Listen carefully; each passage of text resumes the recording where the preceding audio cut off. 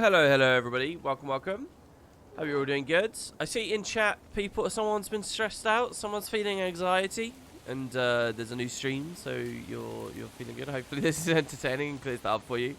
I did not have a good day yesterday. That's a beautiful segue, because it leads me into talking about something that happened over, something that came to my attention yesterday, and I don't know, it's somewhat interesting, I guess. So over on the Discord, we have a channel for Reddit thread discussion. You know, if a Reddit thread comes up and people are interested in it, then they chat about it. I've always thought it was a bit of a weird channel to have, but people have used it. So, you know, if we have a channel that's used, then, you know, there's no reason to get rid of it or anything. So, yeah, we've always had this channel about Reddit thread discussion. I basically never really go into that channel. I don't talk about it that much. But I got pinged yesterday. Someone linked me into it. So I'm assuming one of you guys. We did a discussion 2 days ago. Literally the second day of me coming back to streaming.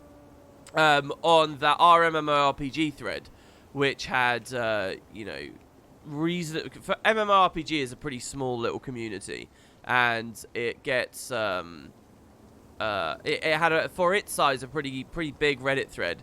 Basically just trashing Guild Wars 2 by and large, and talking about how, you know, it's boring and so on and so on. And I was fascinated by it because the responses were really mixed all over the place. Some people were like totally against the game, but for, you know, half right reasons. Some of the reasons were like bang on, and I can totally understand, and I've seen 100 times before. And to those I agreed, but some of them were just nonsense. So anyway, I did a commentary that I feel was about 50-50. In agreeance and then disagreeance, and I basically put the facts down as, no, this is how the franchise has actually gone. And anyway, so someone posted my commentary on the stream back to that Reddit, and it was a horrible thread, just shitting all over me, talking about how I'm like this lazy guy that just steals his content from Reddit and is super lazy, and just, oh my god, it was the most depressing thing in the world I've read. I'm not, you know, I'm not even like exaggerating here. It proper bummed me out. Also, just the fact that, you know, I haven't streamed for ages, and then I just, oh yeah, I'll come back to it. Here's a commentary I think's interesting, and I just like get hounded out for it. It was lame. If you guys want to post it in chat so people can read, you are more than welcome to. But my god, it was depressing. It's like, you know, this is what I've done with my life for 8 years, and this is like the reputation I've left upon these people, that I'm just like this one person called me a parrot, that basically I'm a shill. Everyone seems to think I earn like a lot of money as well, and that's really like a really depressing thing. Like, it's okay to just like completely deride me and say that I have no actual opinion or quality or anything. I'm just doing wherever the money takes me, apparently. Like, what money? What money? You tell me. Anyway, yeah, so it was pretty depressing. I quite like doing the little commentaries about Reddit discussions, because quite often Reddit discussions do fascinate me. On the streams, that is. That's not like I'm making videos out of that stuff. Sometimes I talk about a Reddit thread on stream, offhandedly. Someone else clipped that, and someone else put that on Reddit. That wasn't me. I don't consider that quality content. That's why I don't do videos specifically on that. I mean, actually, to be honest, I do think there's some quality in it, even if people decide that I'm lazy for feeling that way. But, you know, I don't post videos or anything like that. That's just something I talked about because I found it interesting. I do enjoy those, but I don't know. I'm now put off of them because of that. Maybe I shouldn't be put off of them because of that. Maybe it's the entire way I handle myself on YouTube I should be reworking. I don't know. But, yeah, anyway, so... misery loves company, whoever it was that said they were feeling anxiety earlier. So, yeah. Hopefully we can scratch each other's backs here. But, yeah, you'll notice, to actually important stuff, the overlays are looking weird, like some of the blocks aren't filling in. That is not actually on my end. That's on Guild Wars 2 efficiency, where sometimes it's like a bit slow and it doesn't do, you know, it doesn't refresh or whatever. So a couple of the little elements are broken. But it's going to be like that for pretty much ever, I think. As in, every now and then there'll be a stream where some of the blocks are not filling in with details. There's not anything we can really do about that. Let's talk about performance. So in-game, I'm streaming right now, and yeah, in-game, I'm still at about 80 to 90 frames. Well, how is that, Wooden Potatoes? you might ask? Well, these crashes. So, looking at the crashes, Cho helped me once again, a good amount. For about a year, I've been logging into OBS, turning on OBS and thinking, and clicking the check for updates button. And I had a thing on the options that said, when on launch, check for updates. So I've told it to look for updates, both automatically and manually, many times, and it's never updated. So I've always assumed I'm at the latest version. But Cho offhandedly mentioned he was like, I was on like version 2.1, and he mentioned he was on 2.2, and I was like, wow, okay, so 2.2 exists. I went and looked at their website. Turns out they're actually on 2.3. So I've updated OBS to its, fullest version, which hopefully will resolve the issue. I've changed the thread processing priority. I've dropped the bitrate just a little bit, not much. It shouldn't affect the quality, I hope. So I've dropped the bitrate just a little bit. I've changed scaling settings, which apparently were perhaps more intensive than they had to be. I've also disabled hardware acceleration on all of these. So all of these graphics and these user interface elements you're watching, they were being processed by my GPU on the previous streams, as well as the stream in general, as well as the game in general, which is all fair and fine, but maybe doing so much was a problem. See, yesterday's crash threw us into a black screen. On my end, I had a black screen. It crashed OBS, and I was just stuck looking at completely black monitors, which my hunch therefore is it's something to do with the display, and it was something to do with the GPU not liking all the stress ads. So by disabling hardware acceleration on all of that, hopefully that clears that up. I can do a couple of other things as well. Also the potato cam and the character on screen and all that stuff. That's all the CPU's running through all of that now. And the result is immediately, just in game, you can't see me running around in game right now because we're on this overlay, but immediately just running around in game, I've got better frames while streaming right now, which is really nice. One of the reasons I get kind of crap at PvPing on streams when I've done it in the past is because it's so choppy. It's like there's this grime over everything, and I'm so used to a certain level of smoothness, and that on top of other, distractions, I get really, really bad. But now this kind of feels like playing normally right now. So hopefully, I don't know, when we get into Zergs, obviously it's going to go a bit bonkers, and we're not really going to be able to see what's going on. But we will deal with that later. Culling settings can deal with that. So yeah. Are my donation notifications working? You got one, but no sound effect came on. Well, let's see. I feel like if people are donating, did you donate? Have you donated 4 streams in a row? Doug, well, no, somebody donated. Anonymous donated $7. WP gets so much money. I bet it's because of his boring streams. Reddit. Yeah, they said all the streams were boring. They said all the videos were boring. They said that, here's something. My videos, right? The video length. People joke, oh, WP's going to make like an hour-long analysis of a 1-minute video. That's never actually happened. Okay? And a lot of my, trailer discussions and stuff lately are a lot shorter than that. They're, in the 20 to 40 range. And it's not like I've always been very clear about this. I never pad the videos out trying to make them longer than they have to be. I just say all the things I have to say, and then I call it there. And the video length is what the video length is. It really irritated, and in that thread there was at least one comment. Some guy was saying, oh, he's just trying to squeeze all the money out, essentially, by, making overly long videos. It's ridiculous. It's like, when I started on that website, the quality thing to do, the thing to put effort into doing, was to make videos with length and with fullness, right? Not fucking 5-minute, 10-minute little burst videos that were generally regarded as being for, more casual. Well, okay, when I very first started, all videos were 10 minutes, but they'd be in series, right? Like, you'd have a part 1 of your discussion and a part 2 of your discussion and a part 3. The whole thing would be viewed as one video, and it, and the comprehensive people with the longest stuff, even if it was more of a commentary format and didn't have stupid, flashy, gimmicky editing at every half second or whatever, that, being concise, obviously, is a quality, and respecting people's time is a quality, and I'm not saying it's not, but you would never tune out for being exhaustive on your discussions and your topic. But apparently that makes me, you know, lazy or whatever. It just really frustrates me that I don't know. I feel like I may as well do now what I consider to be the lazy thing. Like, much more. I've been trying to push myself to, honestly. I feel like I should just do really short little videos that, you know, that people with tiny attention spans can latch onto. Because apparently that's quality. That's quality content right there. So I may as well do it. Do you know what I mean? I think YouTube's got to that place where it's so ubiquitous that all the successful people are the ones catering to those with, you know, only burst viewership potential. That's now where the respect lies. And I don't know. Do I care about respect? Obviously I do. I'm not above it. Obviously I do.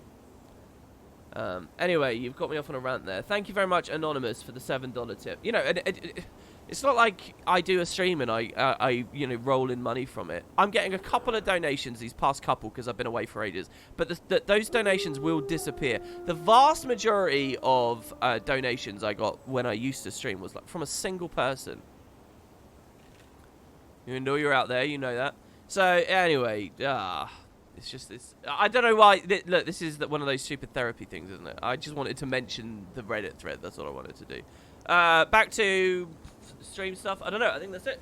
Also, it looks like efficiency fixed somewhat here, doesn't it?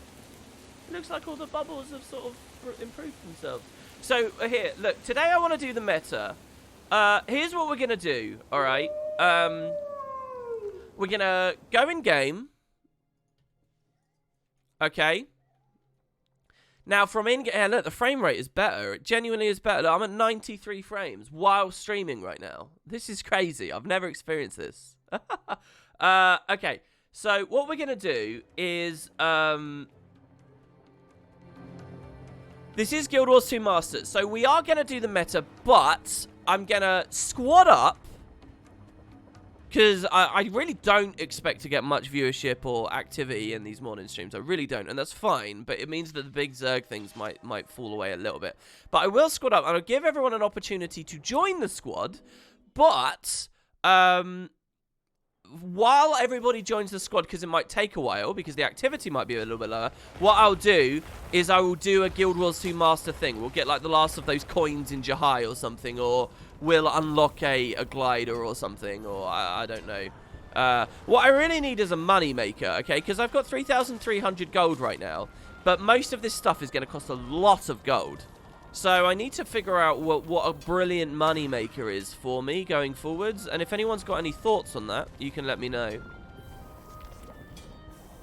Maybe I can encourage a culture of... maybe I can do something like... okay, so like Valen's in chat right now, and I was thinking of this the other day. Valen's a PvPer, if you guys haven't seen his stream. You don't have to if you're not interested in PvP. But on his stream, I don't know whether he still does it, because I've barely tuned into his stream for about 3 months. But when I was last not 3 months, maybe like 2 months. When I was last watching, he did this thing where basically he would play whatever he wanted in PvP. But if someone gave him a black line key in the mail, he would swap to whatever build they requested, whatever it was. And like... tank his rating and just see how it went. And that is an amazing setup. And it was actually working for him as well. He was getting like hundreds of keys. I wonder if I could do something like that. I don't necessarily want people to donate me in-game items. I'd like to be able to give you some value back, but I don't know what there is in Guild Wars that you can do that. The whole build swapping thing isn't really so fun in PvE because PvE is a joke. So it's not like there's any real entertainment coming out of that stuff. Thanks very much for the sub there, Tealster. So I don't know what, but if anyone's got any ideas, I love getting donations that I work for, not just free. It's kind of free if someone tells you, you know, if someone gives you a key and tells you to do 5 more games of the build you're already on, I suppose. Has that ever happened? I'd be quite curious if that's ever happened. Yeah, and also it's a really good thing. I really like what you've got on your stream with that, because it's not just paying you in a way, you know, but it's actually feeding the content itself. Your streams are more interesting to watch at times if you've been forced onto a Dragon Hunter build. They really are, and if you just do an interesting twist on a Dragon Hunter build, it mixes up, and it's not even just that one way in which the streams become more entertaining, because it literally gives you more content later as you can orient another stream around opening boxes. you know? And using automatic unlockers and stuff, which is, I guess, actually a little bit similar to my sort of long-term thing here. So, yeah, it's just a really nice setup. Anyway, sorry, I see people are atting me, and I quite like this home instance moment because I can actually engage with chat since this is so brain dead here. If you have charged crystal, make food for the new mount or lamp and sell it, you can unlock. Okay, yeah, I get the grow lamp thing, guys. I know it's like 60G a day or 40 or whatever the price is at the moment. I understand that, but that's very short term. I'm thinking kind of long term here. This whole thing is long term. That's not going to be a revenue stream forever. Do you know what I mean? That's not going to be a good way to earn. The thing is, I don't want to be farming like Istan off screen forever. I don't particularly want to do TP investments. I do get a lot of gold from PvPing, but I've been PvPing a ton the most recent few days, and what I've completely done is disable backpedaling now, so I'm purely getting muscle memory for going into free cam and turning around very quickly in combat. Which is something that the devs don't really want you doing, by the way, because if you use combat mode, you know, you get the ultra quick strafes and the ultra quick turnarounds. This would be insanely OP in combat, right? But when you use animations, they slow you down. I'm not in combat right now, but they slow you down. And if I try and move backwards, they turn it into backpedaling for about a 2-second cooldown. So the devs know it's OP, but purely through muscle memory, you can do it in combat. You can't do the side-by-side one as far as I know. But you can get muscle memory for toggling into combat mode if you've not used an animation for a while to like strafe and stuff. So anyway, yeah, I've been the point is I've been PvPing a lot, and that's really where I get my money from. I'm appearing offline. Oh right, of course I am. Yeah, hold on, let me grab that. There you go. You can add me now. What's on the docket for the stream today? We're going to get some Guild of Sea Master progress, and then we're going to go do the Dragonfall meta. Did I say Dragon Stand earlier? We're going to do the Dragonfall meta, but what we're going to do is check it out in the Underworld or the Melandru areas. I'm not going to party or squad until I get out, because there's no point. It's not going to be a party, guys. It's going to be a squad. We're going to, so that we can see the new dialogue there. I'm pretty sure we saw all of the Fissure of Woe stuff. If Cossage is in chat. Cossage is a bit like what would be the word for this one? Omnipotent, I guess? He's around everywhere. He doesn't necessarily know. He feels like he knows a lot. It's not like he's all-knowing, but he does seem to be at a lot of streams. He does seem to be able to make it to a lot of stuff. So, I don't know. If he's around at the moment, maybe he can say if we saw all of the Fissure of Woe stuff. Omnipresent. Is that actually... I understand that as a portmanteau word, but is that actually a word people are familiar with and is in use? Omnipresent. Oh, omnipotent. Omnipotent obviously can do anything, or yeah, has power over everything. Is omnipotent. Omniscient would be knows everything.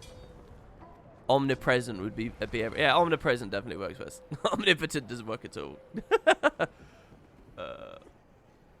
Ubiquitous. I don't know whether that can apply to people. Can it? Can you describe a person as ubiquitous?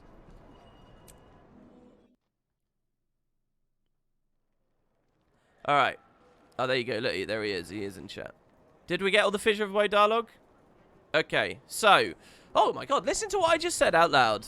That would have made me poo myself in a previous... to realise that I'd said that as a part of this stream. Okay. So, why does it default me onto the pink Catmander? I feel like ArenaNet does this to troll me. Your player base are not by default all pink Catmanders, man. They're not. I promise they're not. Some of us are edgelords. Can you please respect that?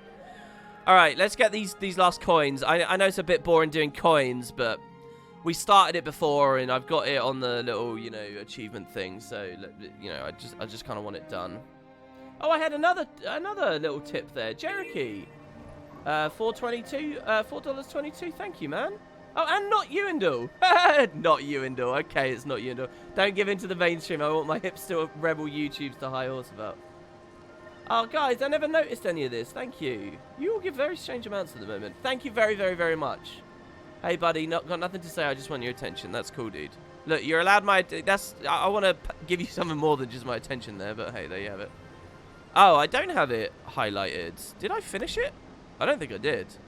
No, I didn't. Here, we'll highlight it now. Right, and so let's go to... Yeah, it does seem that overlay isn't working, doesn't it? And that's probably a really stupid thing to not have on the overlay. So this is Europe. All the streams have been Europe. The North America time slot. I don't think there are many people from NA watching at the moment. Only people like me who tend to be up quite late at night. What was I doing? Right, I'm going to Wiki. You guys can't see this. Sorry about that fact. Let's quickly nip to Wiki and let's type in making sense of Jahai. And then we're going to scroll down.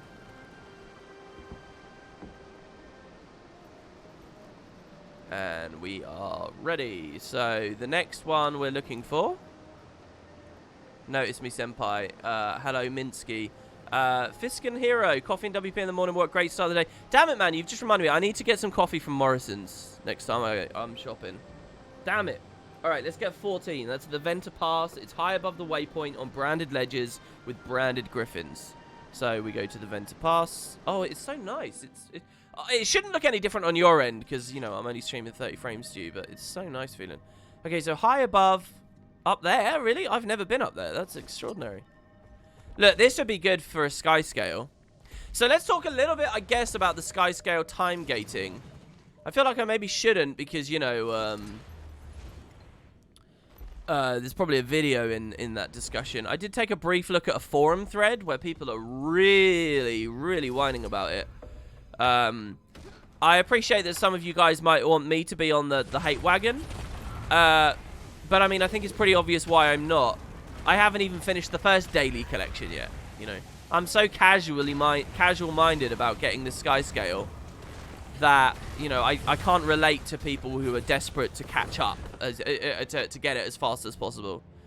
I do see the logic of some of the arguments against it quite bad. I saw a poor guy. I saw a message on the forum thread that basically said this. Essentially, people in the thread had been saying there's no reason to time gate. There's no reason. It's so stupid. There's no reason.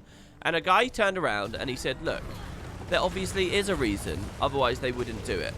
If you want to have a real discussion about the time gate, you have to acknowledge that there's a reason. And your arguments have to address the reason. If you're just burying your head in the sand and saying that there's no reason whatsoever, you'll never get anywhere. You'll never do any convincing. None of this will be meaningful. It will just be ranting. Okay, that's what this guy said on the forum thread. Now, you can ignore the specifics of the Skyscale and all of that, right? The guy has a point. You do have to actually attack the specific desire of ArenaNet to add to the time gate, how it paces the audience out, how it keeps people logging in, how it continues to create opportunities for players to interact with old friends they haven't seen before, guildies become enticed by game modes they haven't played for a while, look at other rewards, get them playing the game on a longer period of time than a single day. Those are solid, well time-tested, proven concepts behind time gating. They work. ArenaNet are indulging in them with the Skyscale. If you want to, you know, tell them to never time gate again or to this degree or whatever, you have to look at that elephant in the room. You can't ignore it. And so this poor guy said that on this forum thread, and I thought, yeah, that sounds reasonable. And the very next post was a response to it going, you just haven't done the collection enough to have an opinion. And I was like, this poor guy, it doesn't matter how much of the collection he's done. This could be about anything. He's got a point. But no, you know, the prevailing wind is to be mad about the Skyscale time gating. So, you know, you're gonna have a real job trying to get anything else through, I think. So this next one, I believe I'm looking on the map at the right place, is about here. Maybe on this? Maybe it's that? Oh no, I'll tell you what it is. I think it's on this little rock here. There we go. Alright, let's go that way. It's cool to see you guys running around, even though you might already have this achievement done or whatever. There's a shit ton of people like that in professional fields as well, and they're a real big time sink. I mean, wait, which side of the argument is the time sink, are you saying? But yeah, you know, I think there was another comment that was quite interesting to me. a guy was basically against the time gates, right? And I understand that, like, intuitive, I don't like this. The thing is, I think a lot of people live on intuition too much. They think if their natural instinct is to dislike something, there must be logic behind it, and there must be sound reasoning behind it, and therefore it's okay for them to express their opinion. But quite often, what you intuitively believe, or what systems intuitively feel right, are completely wrong, right? And that's in all areas of life, not just video games. Maybe it's in this cave underneath. Let me check the cave. Oh, no, that was... We were here yesterday. So, hold on. What is the text description of this? That it's on a ledge above a rock bridge heading east away from the Shatterer battle area. On a ledge above a rock bridge. Here's the rock bridge. So, the ledge is going to be all the way up there, I guess. Okay. Let's go on top of it. What was it that I was saying? Some guy... I've completely lost it. That's gone. That one's gone. It's very rare for one of those things. It was a comment that someone had made on the forum thread that I was trying to talk about. He basically explained... No, it's gone. And I'm so frustrated. I don't know. Let me just look at chat. People just bury their head in the sand, don't actually provide useful topics for the argument. Also, hello, WP, long time no see. Yes, I did smile a bit there, seeing your name in chat there, Rav. That's very cool to see, man. How's it going, dude? Is this a good slot for you, by the way, in the morning? Maybe catch a stream or two? Yeah, he's still a mod. Look, I don't do housekeeping on stuff like that. I don't do housekeeping on those kinds of things. Oh my god. No. It always makes me roll my eyes when people enter ArenaNet streams which are not about a specific subject and then ask questions not relating to that day's subject, like yesterday's guild chat, having many people, even content creators, wanting to ask about Skyscale when the stream was about story. Yeah, but I mean, people don't sort of do the prerequisite reading, right? They just they see a stream's up and they think it's a free-for-all. Probably because on most streams it is a free-for-all. You guys could ask me pretty much anything, right? Like, and you know, we'll talk about it in the realms of the things you would expect to ask me about. So, yeah, okay, I remember what that forum post was now. Basically, it was a guy who was against the Skyscale and the time gates. And he had said, you know, this is absurd, this is really bad. The problem is that you've got, like, all these monetary time gates. So, his specific phrasing was, the community had been divided into haves and have-nots. As in, the people who had the charge quartz and the people who do not have the charge quartz. And this binary division of the player base is bad for the game and unhealthy and shouldn't have been, you know, pursued by the devs and all these things. And he ended it by saying, the community's been divided into haves and haves not. And if you are unlucky enough to be a have not, so he's saying it's luck, you know, the more dedicated players are going to be the ones that are the haves. But he says if you're not, if you're a have not, then, here it is. Then you'll never be able to catch up. That's what he said, and he ended it with the phrase, you'll never be able to catch up. Now, I might have misquoted several things about what he said there, but he ended it by saying, you'll never be able to catch up. And so that was like the argument. This is bad because you can't catch up. And to me, that idea of, like, catching up, that's in the mind of the individual going for the Skyscale. That's your personal desire to be the first to have the Griffin. It's not to have the Skyscale. It's not actually important to be the first to have the Skyscale. It's not important to catch up with everyone else. MMOs aren't actually a race. You get this, like, perspective when MMOs come out and everyone's racing to be level 80 or everyone races to beat the Living World episode because they want to catch up. It's this weird thing that people's, like, feel, I think, with MMOs where it's like some kind of weird competition. Why is catching up relevant? So, you know, like, I saw that and I thought, you know, that's not a very convincing argument to me. It's actually complete nonsense. You know, I'm not saying people are wrong for feeling like they have to be on top all the time and they have to be the first. You're not wrong for feeling that. But for suggesting that the design must orient itself around your personal desire to be at the front of the wave, well, that I think's wrong. I don't think that the design has any duty to do that whatsoever. And that just... And to make the assumption it does is kind of suggests a very different mindset to mine, I think. Right, next, what else we got? The 20th coin is at Merz's Rest. It's on the ground near the Crystal Zone, walled Crystal Zone wall guarded by branded griffins. This is very peculiar. Weren't we in the middle of getting this on the previous stream? Oh, is this when we... It was one of the crashes, like, in the middle of getting this coin and then the stream ended. Was that what that was? Did you watch Guild Chat yesterday? I did not watch Guild Chat yesterday. I did very little yesterday. Very, very, very, very, very little. I didn't even write any scripts for videos yesterday. And I never recorded the video that I'd already scripted out, which I very much intend to do just moments after today's Master Stream ends. They said what Krauk said, mother, is important, but at the same time, they said they didn't know yet how the dragons became Elder Dragon. They said that. Ooh. I don't like them talking about the story. It's like those stupid behind-the-scenes segments on Game of Thrones where D&D talk about story and they reveal their ignorance, and so all of a sudden, your enjoyment goes out the window.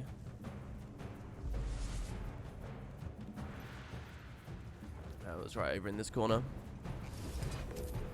Okay. We've only got 3 more coins to get, guys, and then this achievement is done. Time Gator is a killer of enjoyment for me. Here are my reasons, as someone who has no time during the week to play the game at all, as I'm left mostly Sunday, that I can spend as much time playing as I want, and I like to focus on one thing and go a whole of it on my own pace. Time Gating doesn't allow me to do so. Doing millions of things at once is not my piece of cake. I think that's perfectly fair. If you are a person that literally cannot play a game except a single day of the week, and then you play a lot, yeah, time gates are really rubbish for you. Absolutely. However, as much as an individual may be in that situation, I don't find it a particularly compelling argument, considering you're in an extremely fringe scenario, all right? There's kind of an implicit suggestion as you say that because you're in that world, maybe lots of people are in that world, and therefore you should be listened to. But I actually don't buy that whatsoever. A person who has zero leisure time where they have access to a PC capable of playing Guild Wars 2, except on a single day, where they're also dedicated enough to binge it hard enough that they're also commenting on forums and this is really important and that they're playing the latest release and they have to get the latest amount, I think is super, super, super fringe. I think it's more likely most people are making a personal value judgment to not log in on Guild Wars 2 more than 1 day a week. And they're suggesting, and I'm not by for any moment saying you specifically in chat. I'm just saying as a general concept of a human being like that, I think it's a very low chance. I think most people who have a hobby or something they do in their leisure can dedicate a couple of minutes at least to you know, build a grow lamp or whatever their current gate is. On more than 1 day a week. That's what I would say. But yeah, for people in that situation, or even, you know, somewhere between the two poles that I've just established, yeah, it's pretty lame. I understand that it's a compromise against people's time. And I also, by the way, a lot of the issues people have in Guild Wars with time gates is because Guild Wars made the, you know, potentially terrible decision to build its entire franchise around respecting your time. And so time gates, they really don't sit with that in a lot of ways. So, you know, there's a fundamental clash of philosophy. To me, it's all about communication, though. It's all about communication. I don't think you would have seen very much complaints at all if the devs had been extremely blunt to the public early on.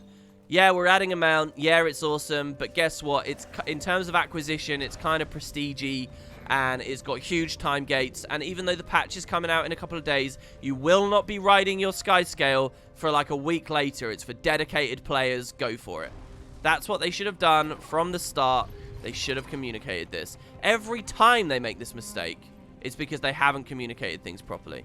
The problem is the player base's expectation was to get in and ride around on their dragon, and the devs exacerbated the issue by doing a stream talking about the Skyscale and doing so much marketing, saying, look at this shiny thing, look how exciting this is going to be, without talking about the realities of its implementation. That's the problem, is communication. And I really hope that they'll grasp what I'm saying at some point. So apparently there is a coin here. I don't know where exactly. This graveyard's pretty cool. Can we actually interact with any of the graves? No. This is such a good map. Look at how, like, dense this area is. Look at all the different things there are. I'm really enjoying this stream, by the way, just because my client isn't lagging. I don't feel like... It's weird. I think that the frame rate drop somehow stresses me out a bit. Like a constant recognition and pressure of the fact that I shouldn't be relaxed. I don't know. You mentioned a new hook preset you worked on. Is that available? No. Here's my hook, okay? Clarity 2, you have to download from a specific place. P1 HDR is Grenber's from Guild Wars 2 hook. I don't know whether he bundles it with it. Vibrance is default reshade, so you need the regular reshade pack. So's ambient light. So's matte, so depth of field. Adaptive sharpeners as well. I know DOF appears ticked on twice there, but it's only the one thing. Then the green screen preset, which I do actually have configured, just toggled off at the moment, is from elsewhere. Flip, I actually coded myself. That's the mirror world, which we haven't done as a thing yet. So, and then this DOF itself, it's not just the preset, but the shader itself, the code inside it is edited.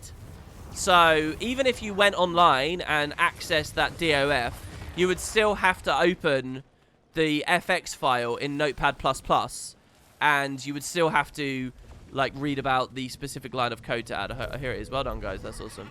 So it's really a lot of work for me to host the preset, and I'm not actually. They don't like you hosting shaders. That you need to get the shaders from the first party source or whatever. So that's why I don't. It's not you know, I'm not hoarding it. It's just a very customized, specific little thing. That the best thing you can do, okay, is learn about ReShade. Just take like a week. Not a week. Why did I just say week? That's that whole day and week discussion we had a second ago. Take a day to learn about ReShade. And just set the shaders up and play around with them. Because it's actually fun to learn about that stuff as well to an extent. I appreciate people have different tastes and you might not find it that fun. I don't find it that fun. But at the end, you'll have the knowledge to basically tweak your client to look however you want it to. And that is a far greater gift than I can offer by hosting some text files that don't really get the whole job done. So go for that. Alright, we're going to go to the Harpy Rock Mastery Insight Jackal portal. So Harpy Rock is here, I think. And I think that there's a Jackal portal somewhere near there. So let's go to that. That's the most ominous mental gymnastics I've ever seen someone apply to their frame rate drops. No, I really do. I don't like the, like... I don't know. I feel like it just constantly gives me this pressure that... I think it's because when I make YouTube videos, if there's the slightest frame rate drop, I stop recording the footage and I think to myself, right, I've got to fix this. This looks rubbish. I don't like it. I don't like that sense that I'm putting out something low quality. But when I'm streaming, it's always fairly low frame rate. It's always 30 at max now. I used to do 720 60, but when I went 1080 30, people said it looked way better and you could like pull a lot more detail out of the game. So that's the one I've gone with now. And so so I'll be playing at like 40 frames, which feels really choppy to me. But it's okay. But is it okay? And I keep like looking, and it's just that fear that the PC's gonna crash or something as well, right? The low frame rate makes you think that the CPU might be struggling, and you know we had a few crashes. It only takes a couple of crashes for you to be on edge about it for like a long time. So the mastery is on that rock up there. We're looking for a sand portal somewhere near it. I really like the red commander tag.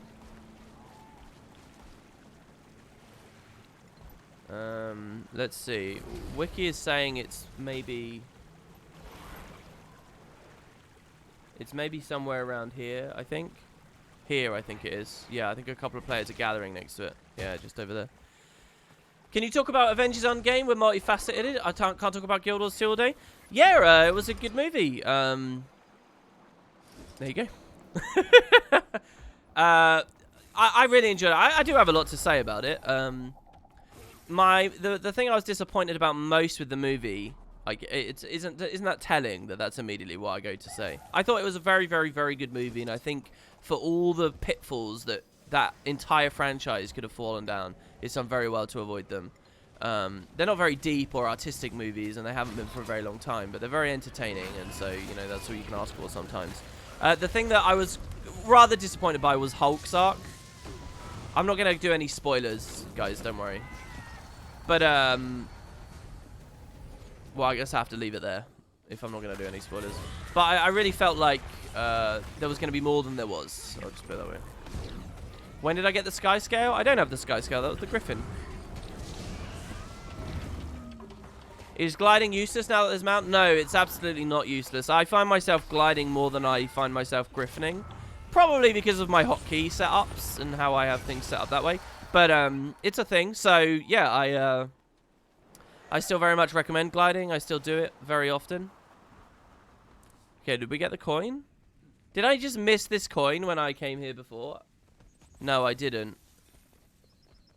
So, this was to get the mastery. Was the coin over on the ledge, maybe? I think the coin was just over on the ledge, and that's how I missed it. How to use the wheel to change mounts? I have a YouTube video on that. If you type Guild Wars 2 mount wheel into YouTube with the word wooden potatoes on there, you'll get my video on it. If you ever see I'm using a third-party thing, I've probably done a video on it. I tried to do videos on all the tools. The only video... here's the thing that happened in my break from streaming. Let's talk about this, guys. The DirectX 12 thing. What a fascinating thing to talk about. On the back of ArenaNet swearing blind for so long that it wouldn't do much for the game. Some guy does it in the community. And apparently it does improve frame rates. So I've not touched it, though. And I'd love to hear. What do you guys think? Does it work?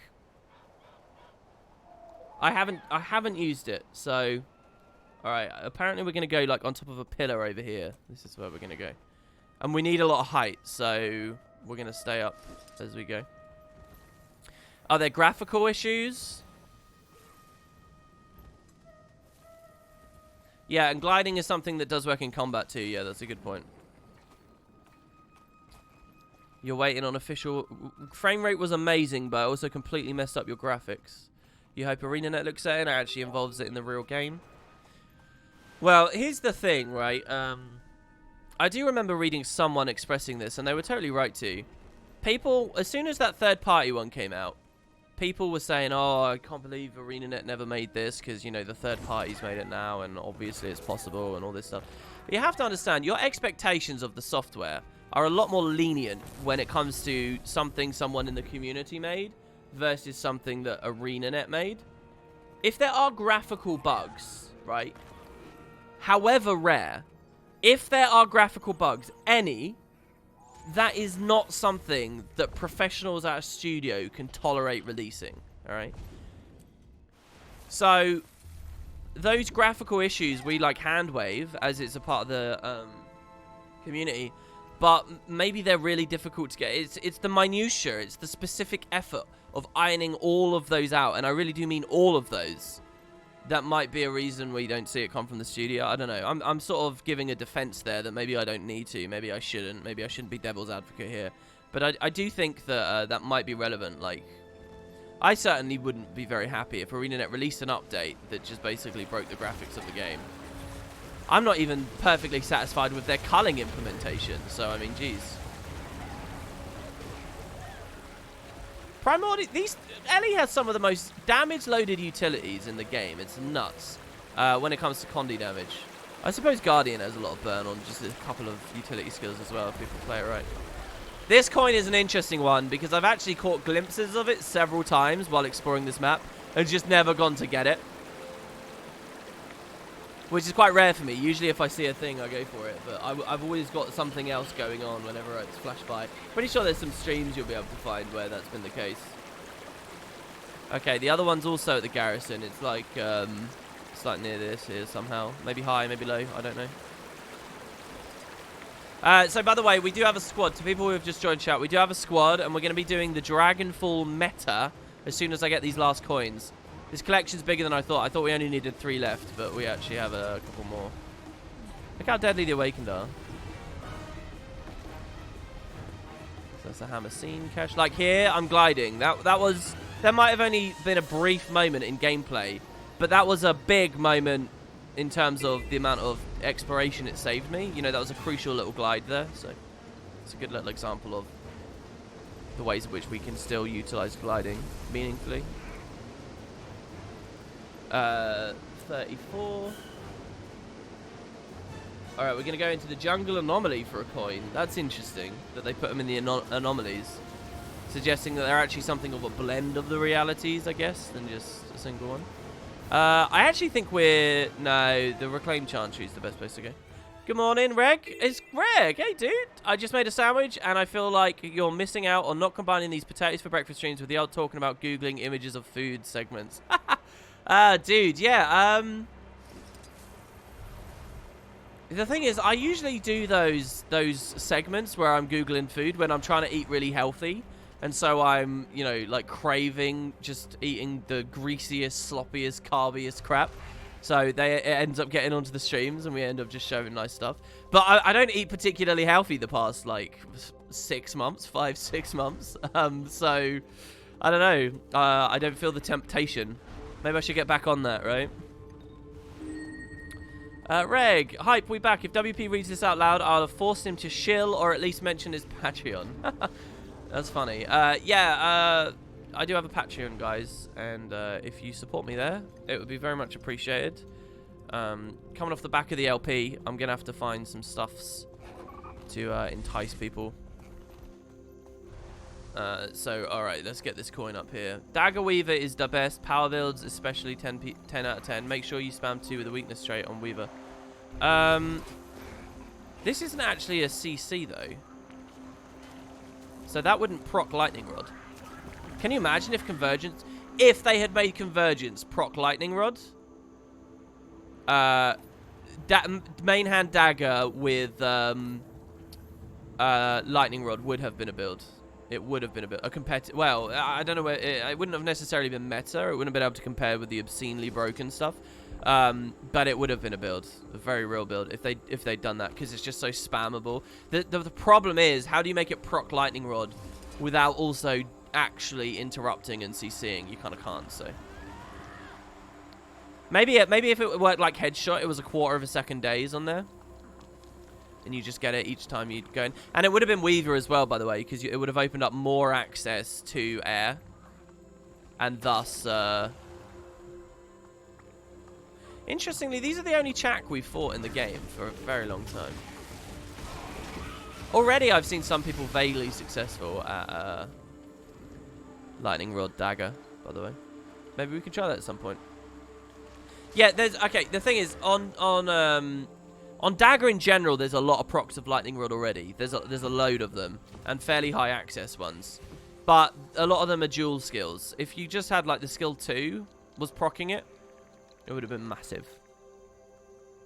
Maybe I'll try that, actually, because I was fairly inspired. I saw someone in the brawling area. Whoa, it's all the way up there. That's pretty fucking cool. I saw someone in the brawling area playing it quite well. I mean, you have to play your ass off to be able to get any kind of value out of it.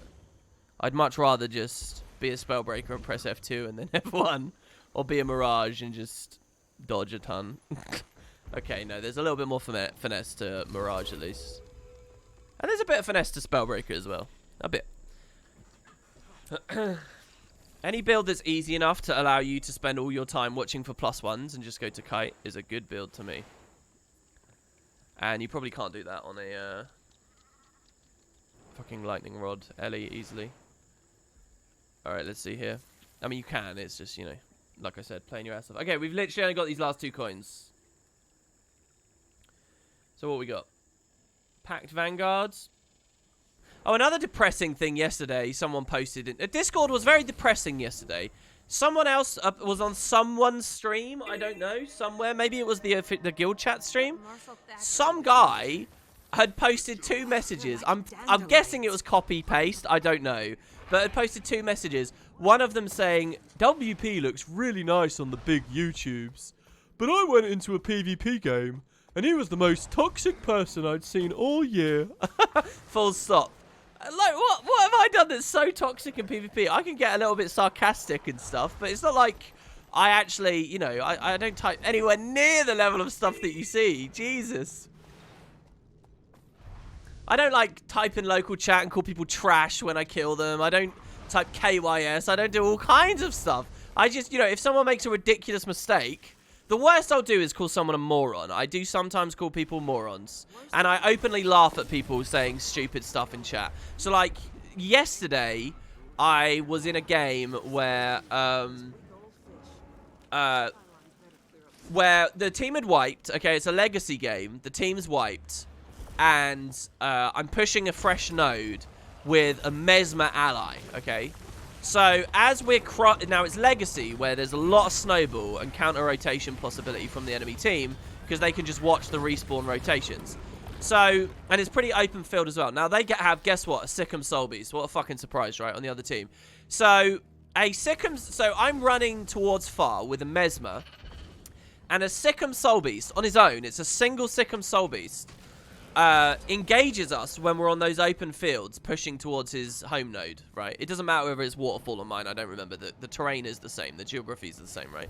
So, the Sikkim Soul Beast sees me in this Mesmer crossing towards far, and the Sikkim Soul Beast engages his full burst, unblockable, onto me. Now, I stupidly shield block the burst, the rapid fire, but of course he's unblockable, so I take big damage. So my only choice then is to dodge and try and close the gap somehow so that I can hit him. It's all open field everywhere else, right? There's no good line of sight. So I move in towards him. I think I might close the gap with a Bull's Rush, which is pretty stupid, but it's more evade frames, right? So now I'm next to the Soul Beast and fighting for my life, trying to survive. The Mesmer, remember I have a Mesmer with me. Now, any good Mesmer in the world, any good Mesmer, takes the 2 seconds to give me a bit of peels and counter pressure the Soul Beast on the roads and, you know, potentially kill him or haze him off, and then we can take the neutralization. Any halfway decent Mesmer, or maybe even a good Mesmer, will find an ability to decap the node and then come fight with me. My Mesmer goes on the node and sits there AFK for about 30 to 40 seconds while I fight the Soul Beast. And then, guess what? The enemy team equalizes the fight by pushing from mid. And now I'm outnumbered 1v2 on, you know, basically in the middle of nowhere. This has all happened over a period of maybe 15 to 20 seconds. My Mesmer AFK in arm's reach, ignores it all on the node, and I die there. Then, once I'm dead, he gets snowballed by 2 players and dies. What a fucking surprise. Like, this is so basic stuff, right? He doesn't kite, he gets snowballed by the 2 players that beat me up. And then he goes off on one in chat, like starts screaming, saying, "This warrior is so bad, oh my god, fight on nodes, this warrior is terrible." So I defended myself, and, okay, and then this is what my toxicity is. This is my toxicity, laughing. I laughed in chat at just how bad this guy was. I typed like, aha, this guy's in, like, I didn't even type this guy's bad, I just laughed. He started saying fight on that, and it just, that's everything, right? So, you know, I'll be sarcastic and, like, I'll laugh at someone after I'm being, you know, shouted at for, like, nonsense reasons.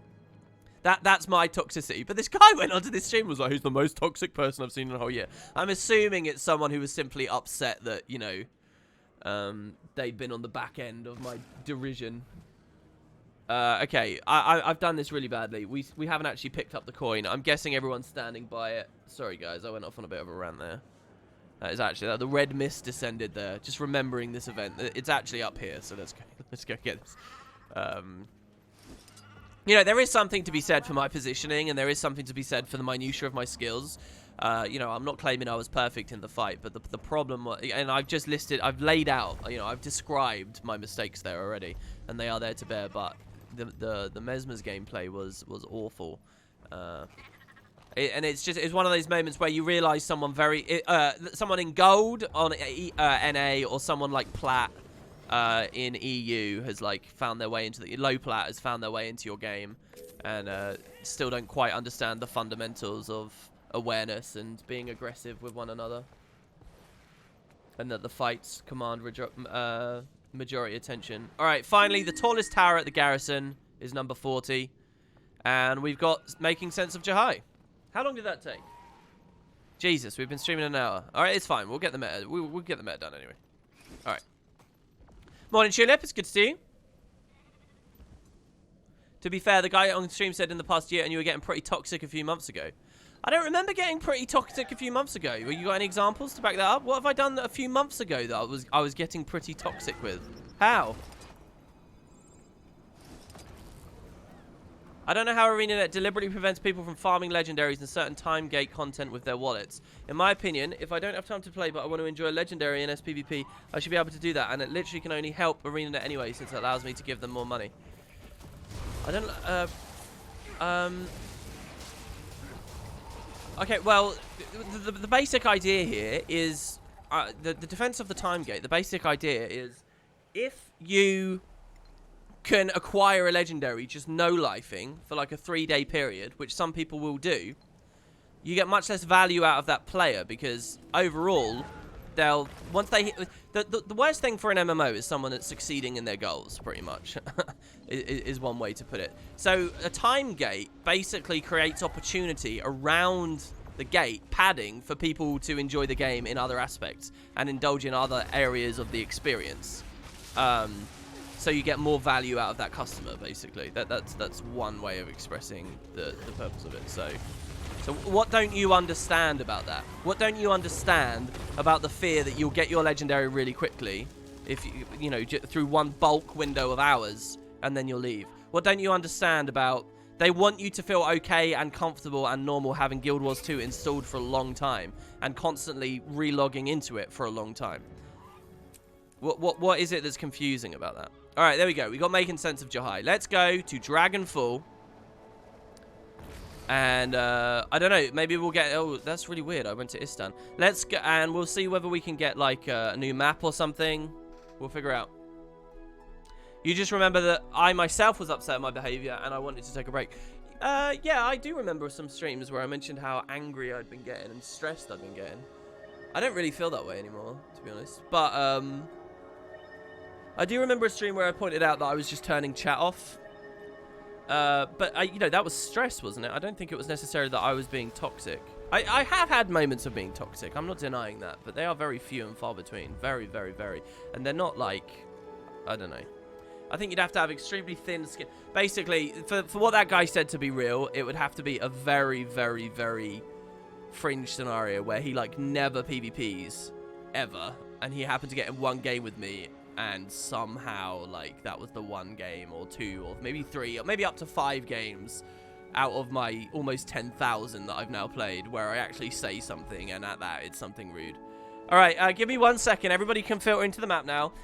If you guys want to play with me, you can type /squad_join list LYS and you can join. And we will push through this meta here, and we'll see how we go. Most of the camps are at level 2, so we've missed a little bit of dialogue, but it might not be too bad. We're going to go south this time. So I think we'll be spending some time in the Melanju area. And while you do that, I'm just going to very quickly get a drink. I'm only going to be 2 seconds. It's not going to be very long at all. See you guys in a moment. Yes, I'm on EU.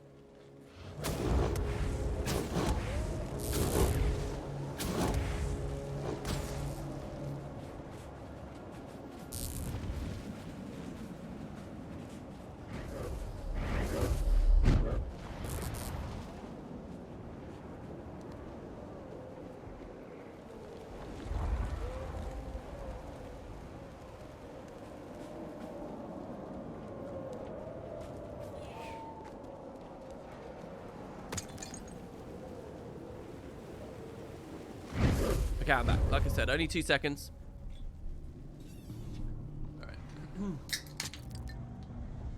Quick, everyone donate while he's away, so he'll read subs at the end of the stream and realize he's $100 richer. Well, number 1, I'm back already. Number 2, you're not going to be able to generate that much money.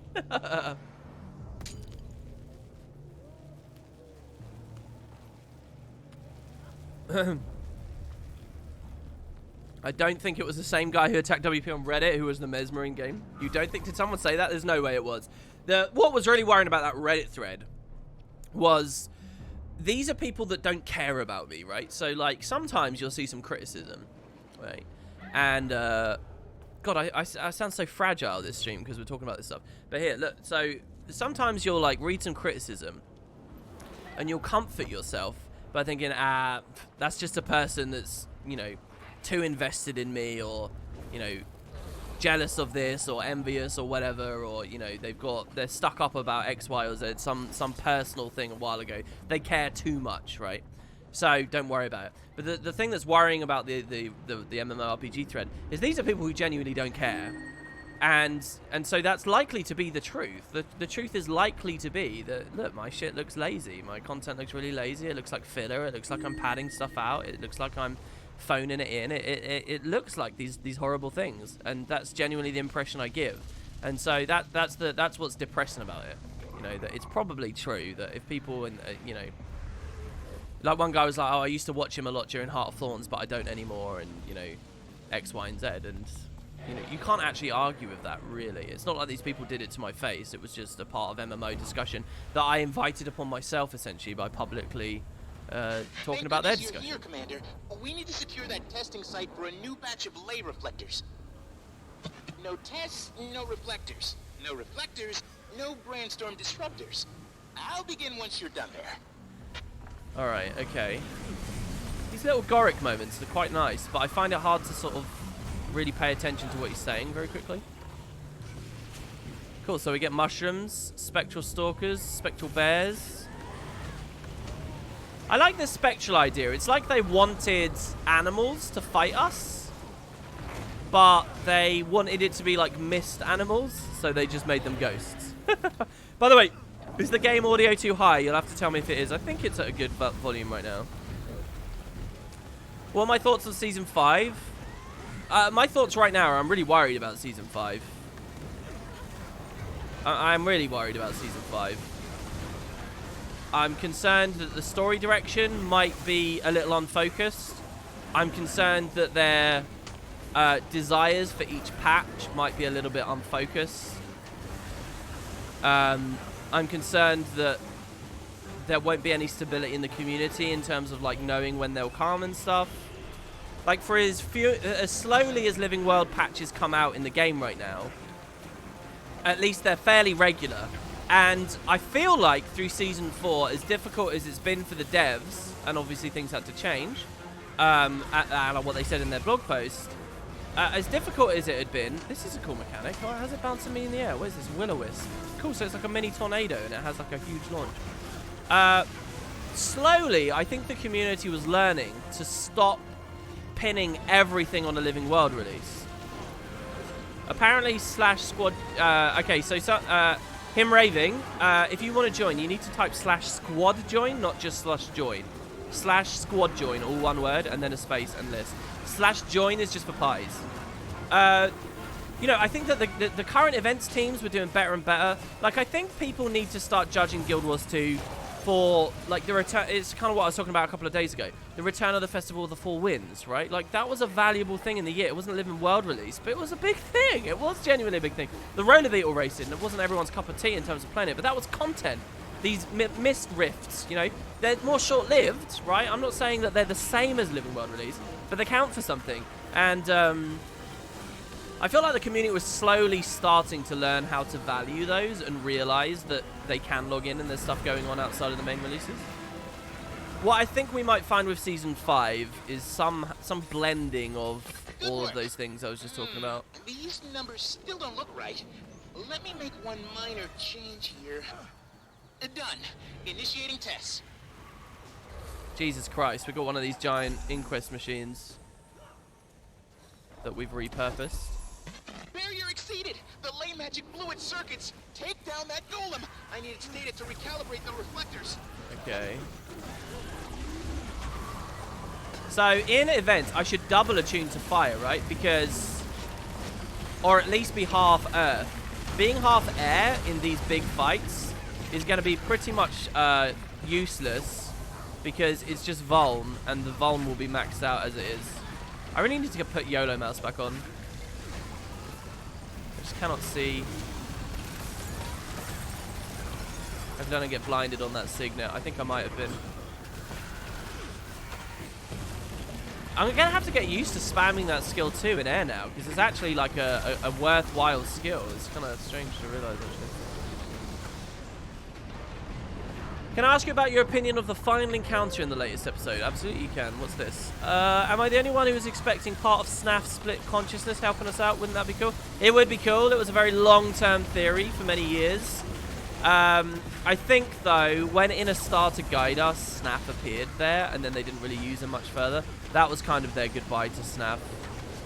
The other thing, the reverse could have happened. The starter guider's cameo could have been a method for them to remind people about Snap right before his big reintroduction with his brain or whatever. But they obviously never went that way. Well, that was conclusive. Not to worry, Commander. We'll have those reflectors ready in time. I promise. With regard to your content being poor or filler, just compare yourself to someone like Asmund Gold. People, I think, were being rude about that person. I don't even know who that is.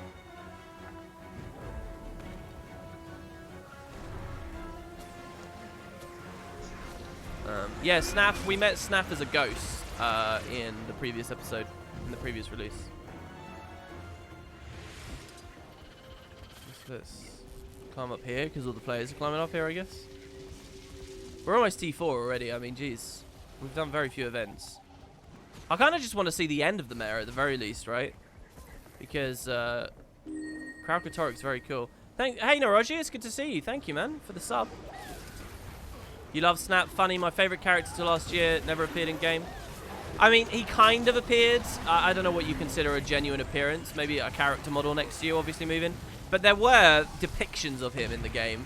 There was the statue arid carved that most Norn players would be familiar with. In fact, any player, because Living World eventually takes you to the homestead.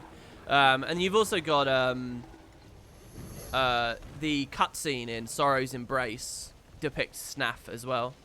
As an Asura, funnily, you don't get too much, but you do get Snap's lab, obviously. You get a little bit of conversation from Zodja. I think you might get one sweet, like, interactable. I believe, isn't Snap buried in his lab, or something of Snap's is buried there? The last passage of Edge of Destiny talks about, like, his remains. Zodja buries his remains, or, like, maybe his golem or something at the place. So, we need salvaged parts. I'm guessing this is a bit like getting those embers on the other event. Except the other one did that ages ago. Oh, no, we're not at T4. We're at T2. It's fine. I kind of want to go back to the camp when it tears up. Because when people say things, there. Let's grab this, I guess. Oh no, this is different. This is an actual hold an item and move away with it.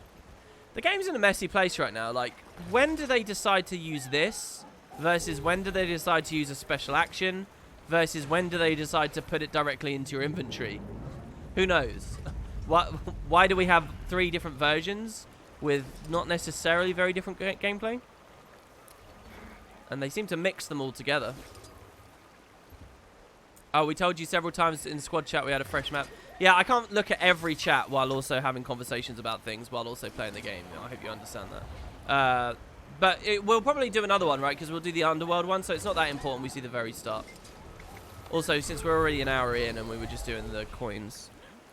It's a bit of a weird time for this series because obviously a new release came out, so there's a lot of, like, you know, overlap. But eventually that'll settle down. Oh, okay, so that's building a bridge. We got a lot of achievements there. We got our daily proc as well. We'll get some event rewards. If we had finished the meta yesterday, what I might have done instead here is more Skyscale stuff, because I haven't even hit the first time gate yet. Not even the first one, would you believe it? All right, let's go to the camp. I want to see what people are saying. You should definitely do the start of this one, though. It has nice dialogue with Logan and Ridlock. Ah, does it now? Everyone's joining the offensive. Why aren't you on the front lines? I want to. Really, I do. Then what? Come on. Grab us here. Let's go. It just hasn't been that long since he killed me. You were in Thunderhead Keep. I just wanted to help. That's all I ever wanted to do. I wasn't even fighting. Why did I have to? We can do a lot of good right here. Come on. Let's take a walk around the perimeter. Dude, that's cool. A Char being a Char. He, like, makes up for the Omicron. He's so cool. And, yeah, actually adding a bit of weight to the Thunderhead stuff. We've kind of just zerged forwards, but wow. That was pretty good. Can I press F on Ritlock? Oh, I can. I've held some strange posts before, but building a camp in an abandoned god realm with the Goremonger and her ghost army is definitely one of the strangest. Like, listen to this. I have a theory, guys.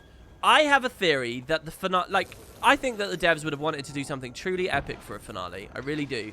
I missed the story stream, so maybe they revealed this. Maybe not. Okay.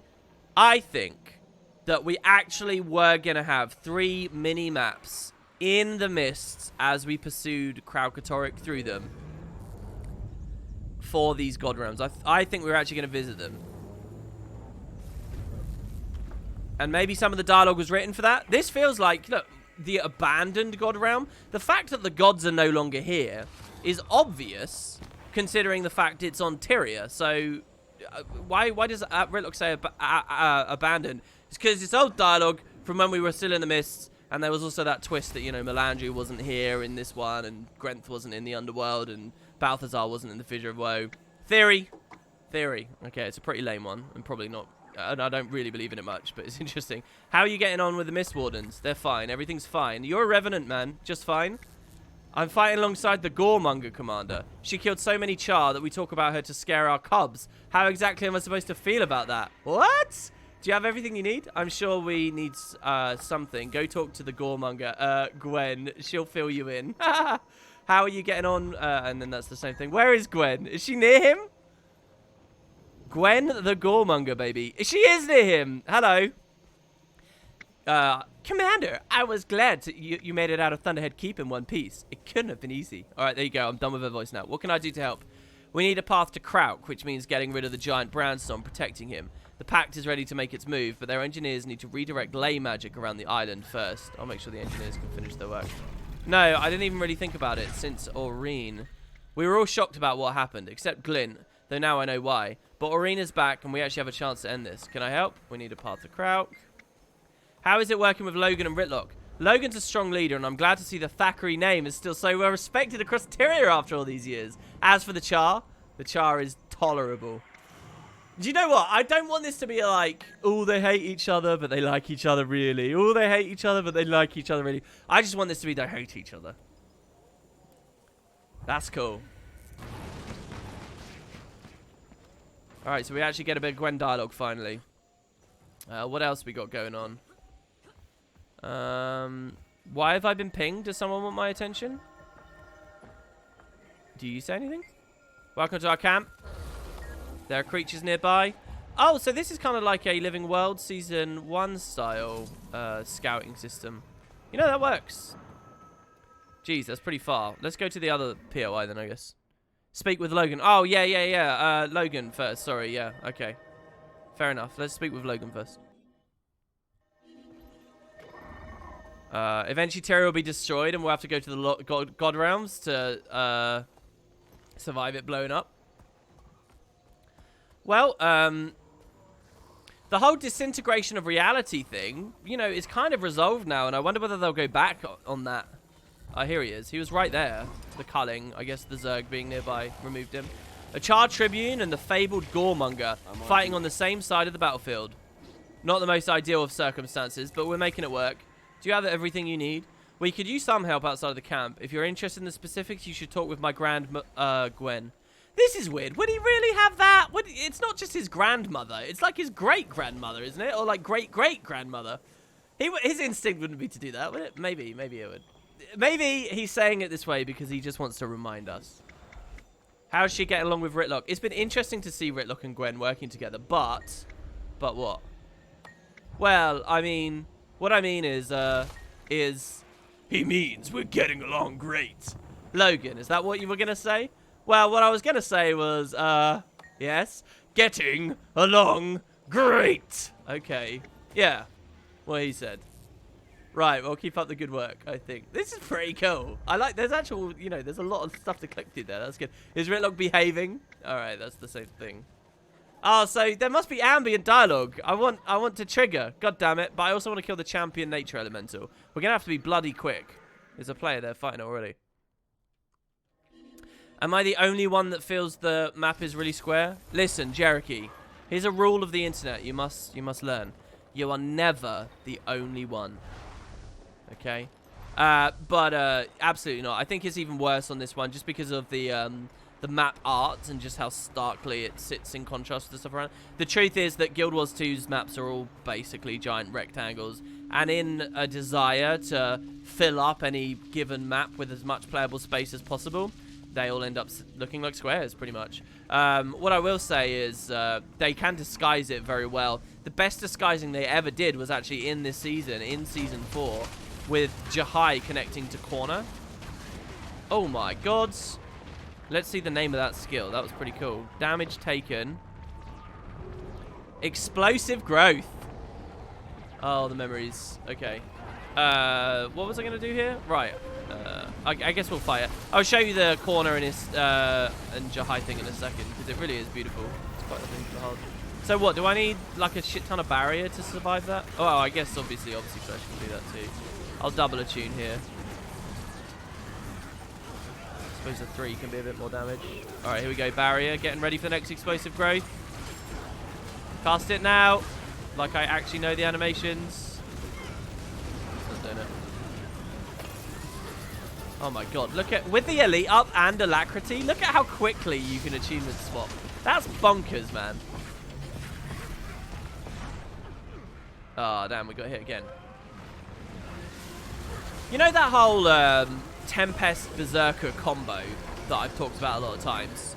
If they just tweak Fire Aura enough, if they just sort it out, you know, maybe buff Fire Runes to be 20% damage augment instead of 10. Stuff like that.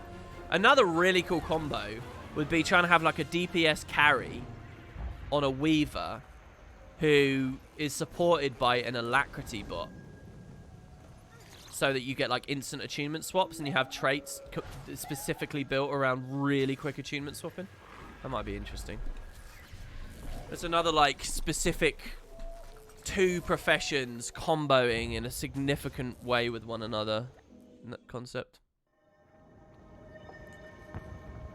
I'm saying that if I'd been branded, I wouldn't have let the Crystal Dragon control me like that. He's strong, I'm strong. All right, are we ready? It's not that simple. Do me a favor. When you're Keep an eye branded, on the you trail, take up arms such as against the this. ones you love. Would love to You not can't die today. resist. I could. Hardly a warrior's death, serving as your enemy's puppet. It's why I became a Mist Warden. To maybe stop someone else from having to do what I did. To suffer as I do. You were branded? Trapped in a body I couldn't control. For years. The Pact finally freed me. Now, here I am. This is cool. I really like this lady. She's awesome. Because so many people are like that, you know. Ah, you're wrong. I'm the hero. You're an idiot. I can do it. I love that. That's great. Okay, so this would be an escort that just takes us to the underworld again? I suppose we could do it. It's an ambush! Anyone do something! Hold on. Melandru's Tears. Why do I feel like should I recognize that? Do I recognize that? Melandru's Tears? Was that the name of an area? Come on, let's keep going. Wait, what was the name of, Oh, I'm thinking of Melandru's Hope in the Echovald Forest. Melandru's Tears. Wasn't that, were those lakes in Kryta? Are they lakes? What are those lakes in Kryta in Guild Wars 1? Let me search this up. Melandru's... Oh no, I was thinking of Tears of the Giant, I think.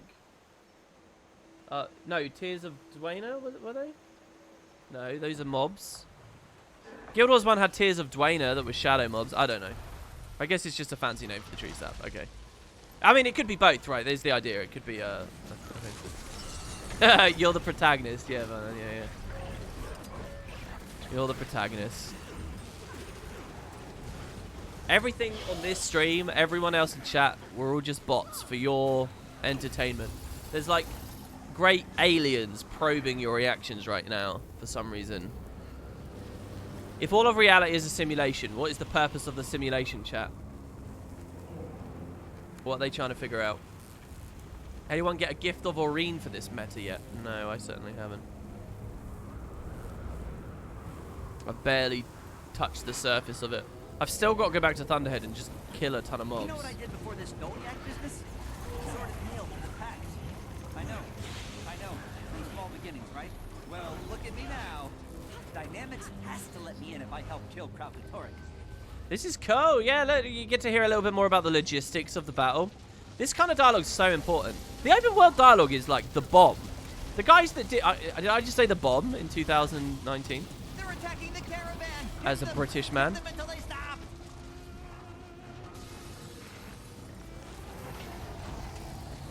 The only thing that doesn't work a little bit, I guess, on this map is the music is all, you know, the kind of Path of Fiery stuff, and it's not really... Well, moving on. It's not really very Alolan anymore. Thebomb.com. Okay, camp improvements are underway. Camp time upgrade remaining 50 seconds. So should I go back to the camp now? Oh, hello there. Hello again, Zafira. I guess she's saying hello to the mobs. Is this the snipe? Is when she snipes something, it All does right. this. If I'm not mistaken, the camp should be just up ahead. Not that I didn't enjoy your company. It's just elder dragons, death, war. I think I prefer sorting mail. Okay. Are we going to get mail sorting minigame?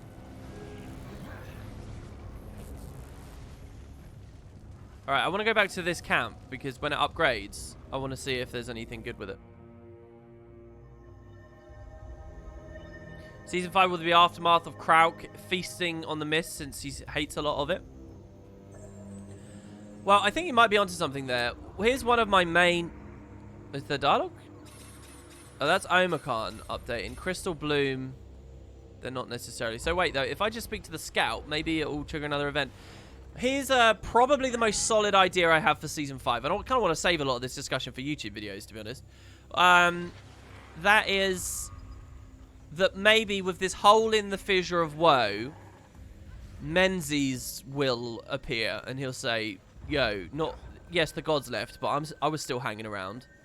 Okay, hi, what are you doing? And through Menzies, we'll start learning a bit about those Lissa things. Maybe Season 5 could be more of a god-oriented season. Now, the reason why I think that is not just that that's exciting subject material that people want more on, but because they poked the bear with Path of Fire, and... You think this is it? Oh, here we go. The end of Kraukatoric? I trust Gwyn to lead us to victory. Gwyn, preserve us. Yes, but if we don't finish this now, I don't think we'll get another chance. When these guys are called Revenants, it's not really referencing the class anymore, is it? Yeah, but they poked the bear with Path of Fire. They did the Cormier scene, and there's a lot of unanswered stuff. If you think about the library with that like mysterious book that was up there, right? And there's just all these little things that they actually looked at quite directly. So it's not just that it's interesting subject material, but that it's material Path of Fire was introducing and talking about, you know? Path of Fire itself. And, finally, reason number 3 why it's particularly relevant and kind of in scope and is Aureen's ascension. It's a good opportunity for the devs to finally talk about the difference between dragons and gods in a more concrete way, and Aureen's capacity as a benevolent force in the skies for us versus Cormier's capacity as a benevolent force in the skies for us, right? Like, so I think that, you know, those mirrors there, that's something that the devs can really look at. It resolves more of the unanswered stuff, hopefully, to do with Balthazar. They've started showing us a lot more of his honor now, so maybe it would be a good thing to... really look at this Lissa stuff and the Menzies stuff and give an explanation for his descent or whatever. This is all very much Path of Fiery stuff, right? So that's what I think Season 5 could ultimately look towards. What's really interesting, though, is Season 4 dealt with 2 big stories at once. It dealt with Palawa Joko for the first half, and then Kraukatoric for the second half. So will Season 5 also deal with 2 big stories? And in that case, my proposal would be the first half is to do with God stuff, for all those reasons I just gave. The second half is building to the next expansion, and introducing elements like Cantha, Deep Sea Dragon, Fire and Ice, you know, Jormag and Primordus, Steve, all these things. So that could be the half and half for Season 5. So story-wise, I think that would be the most sound direction. That's what I would be advocating if I were in the right room. But who knows what else they'll do. I do think we could open with a vacation-style beginning, you know. So, by the way, I'm not making a mistake. There is no scout icon, which means that we're kind of clear here. So I'm just going to get some vistas and some map completion done.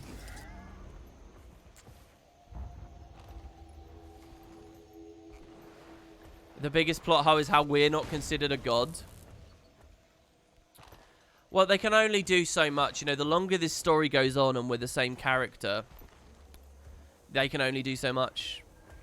Just another one of those little issues with a game like this that the campaign structure avoids very neatly. I'm telling you guys, they were way ahead of the curve. What I'm saying there is a bit of a reference to something we were talking about in a previous stream, so sorry if that's confusing to people. What if instead of human gods, we get the god perspective from Cool Spirits of the North interactions? Yeah, I mean, there's all kinds of stuff they can talk about. Obviously, the world is filled with amazing lore and interesting subject material. What I'm specifically putting on the table for Season 5, though, is stuff that is very much tied to the here and now and would make sense. It would make sense to call Season 5 a Path of Fire season if it's dealing with Balthazar backstory, right? Because Path of Fire is about Balthazar. Just keep it near the desert and deal with similar subject material, and you can call it Season 5. You know, they do the color coding, right? I'm guessing Season 5 will be purple, and I think that's cool, and I'd like to see that. But, you know, I want story reasons for it to be so. The problem is, I think in that blog post, didn't they suggest it was going to be a bit more Corteria oriented? And I say the problem with what I'm expressing right now, I think there's all kinds of exciting stuff to come from that kind of idea, obviously. I mean, you listen to the greatest advocate of that probably on the fucking internet right now for going back to Corterian areas. So, you know, that's exciting in its own way, but I can't see how that's tied to Living World Season 5. So it's going to feel very awkward if it's very kind of different. It's a free-to-play account season. I don't know. If they are changing the format a good amount, one thing I would love to see the developers do is re-examine the gem gating behind these episodes. If they're convinced, absolutely convinced, it's a great revenue stream and it's a great, you know, thing that gets people to use the gem store for the first time, and then that becomes more revenue later as they start, you know, now their credit cards in it or whatever. If they're convinced it has to be the way it is, then fine. But I would at least look at the way that they message to the player base, unlocking those episodes, you know, and encourage people to do a little bit more. Maybe remind them that gold to gem transfer is a thing, though of course that might undermine the idea of getting money out of them. You know, I'm not in a position to say how profitable that side of the game is, but it definitely makes Guild Wars 2 hard to recommend when there's all these monetary obstacles between Living World episodes. So, you know, if they're changing things up a lot for Season 5, then maybe that's something that should be on the table for looking at. How do we get this Vista? This is extraordinary. Without a Skyscale, that is. Maybe I will... Oh, I can't even Bond of Faith because my cooldown. Damn. Maybe we'll hit it from the north side. Let's go from the north and see. Maybe we want to go up this road here or something.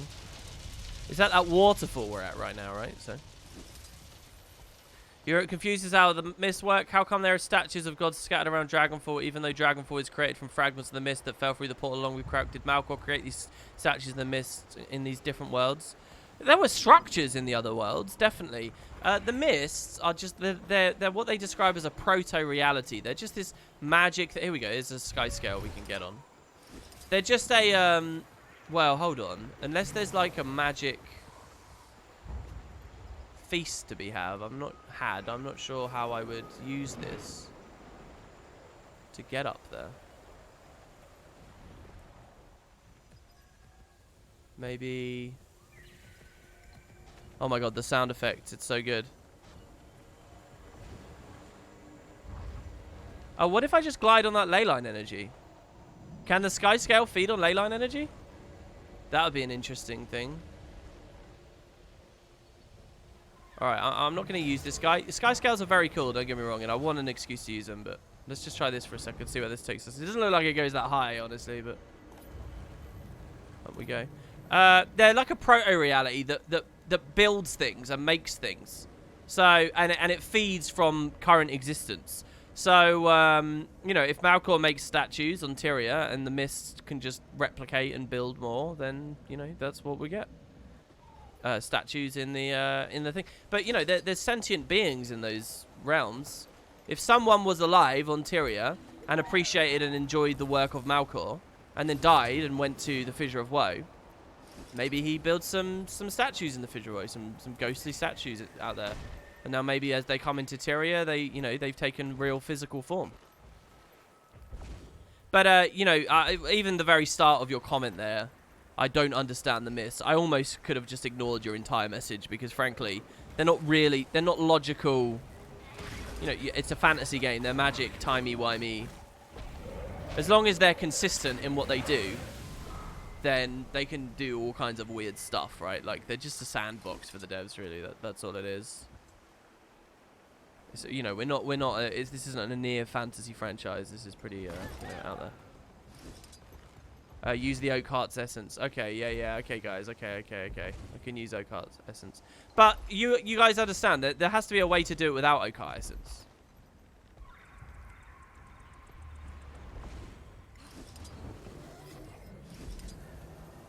Did we make it? We definitely never got this high before, did we? We're not even near it anymore. Let's collect this essence here. There's no way they'd lock a Vista map completion off to people who had only got Oak Heart essence. That'd be bonkers. Oh no, look, we made it. We made it. The other method of Skyscale or Springer, as I just demonstrated.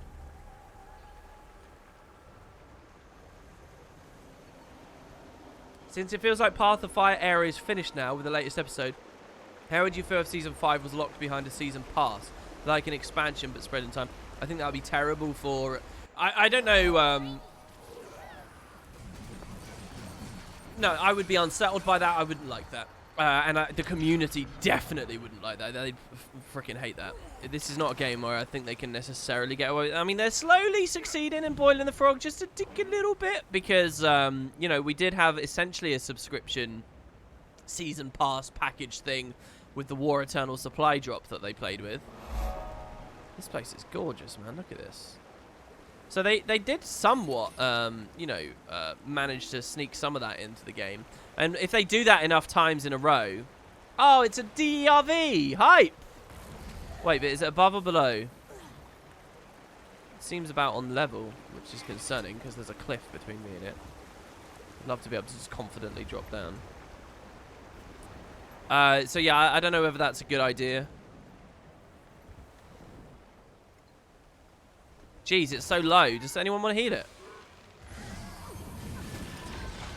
Should I go Tempest or something? Can you heal it? I guess you can't heal it.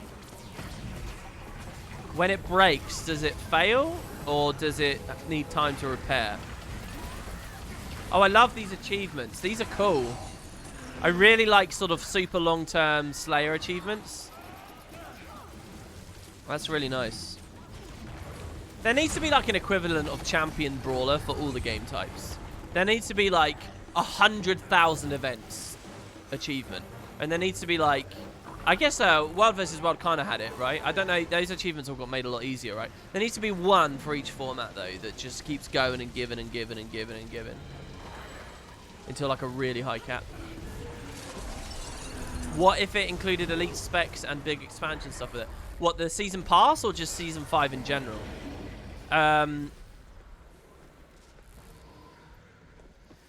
I don't think it's a question of value for money. That's the thing. I don't think they could throw tons of stuff into it. The quality of Season 5 isn't actually relevant. Look at that! Wonder, freshly delivered and ready to smash up some branded. Let's get to it. There are certain qualities about you that I know I'm going to hate. We don't know each other, but... Perfectly acceptable. By the time this is over, I'm sure we'll know each other quite thoroughly. Why couldn't I have survived that crash? That's an amazing quote. Let's listen to this again.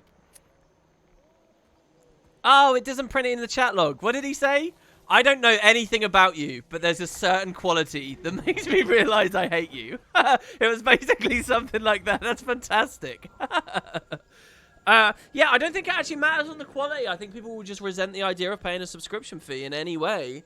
And they kind of emulate a subscription fee, but as I've mentioned in the past, it's kind of one of those things where you have the choice to not pick up an episode. Locking people into season passes or paying subs, that's not what Guild Wars is about. It's mental. But in general, if Season 5 introduces elite specializations, I think that would be a pretty significant tip of the hand from the devs that they're not looking to do expansions anymore. Maybe that was the initial idea, then the layoffs hit. Last summer, right, we heard. They'd already made the decision to go Season 4 into 5 last summer. Oh, here we go. Wait, we gotta go. This is it, the Brandstorm with Krakotorix. Let's go. Last summer, they'd made that decision. Then the layoffs seem to happen quite suddenly now. And after the layoffs, they seem to refocus a bit more on Guild Wars. So it could have been that Season 5 was going to have elite specializations and stuff. And they weren't going to do expansions at all, which would mean they'd have even less of a crew, but they could focus on their other games. Now the other games are like not around, so they're looking instead at maybe expansions again. In which case, Season 5 will be purely there just to segue into another one. Here's what I think. I think Season 5 will probably end up with more episodes and shorter episodes. And more regular, shorter. And in some ways, it might not be that bad. Because ArenaNet have never, in all these years, no matter how much work they put in, been able to escape that reputation of having only a couple of hours, like an hour content or whatever, per release. People have made up their minds about it now. They don't actually assess the patches on an individual level. They just sort of spam through them and they say, oh, you know, if you look at my my playthrough of the last episode, how long was that stream? That was just the story and just the start, playing at a pace where I indulge in the game and enjoy myself. And it was like a 7-hour patch, right? And that's not the only one that's been very long. Some of these patches have been really significant. Even going back to like A Crack in the Ice. I remember when A Crack in the Ice came out, I had like some of the most fun I've ever had in Guild Wars 2. It was just like 3 days of just amazing exploration into like the Nightmare Fractal and the story and the meta and just everything just came to, it was so good. And it was 3 days of like long game, like 10 hours a day. It was so much content in there. And yet, they keep this reputation. Through all of these years, they've kept this reputation that a Living World release only gives an hour of content. Which is wrong, but, you know, that's the consensus.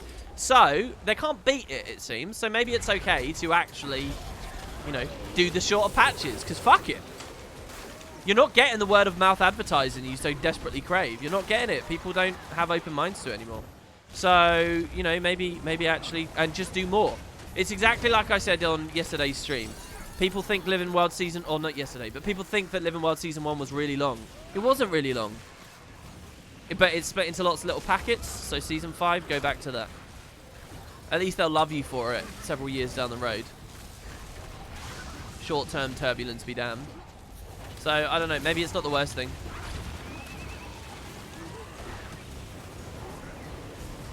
If they abandon the idea of adding a map with every episode, they can cut that time in Season 5 drastically. Yeah, they can. What I think is quite sad about the map addition thing is they never really committed to it. They, like, added a new map, like, the first 2 releases in Season 3.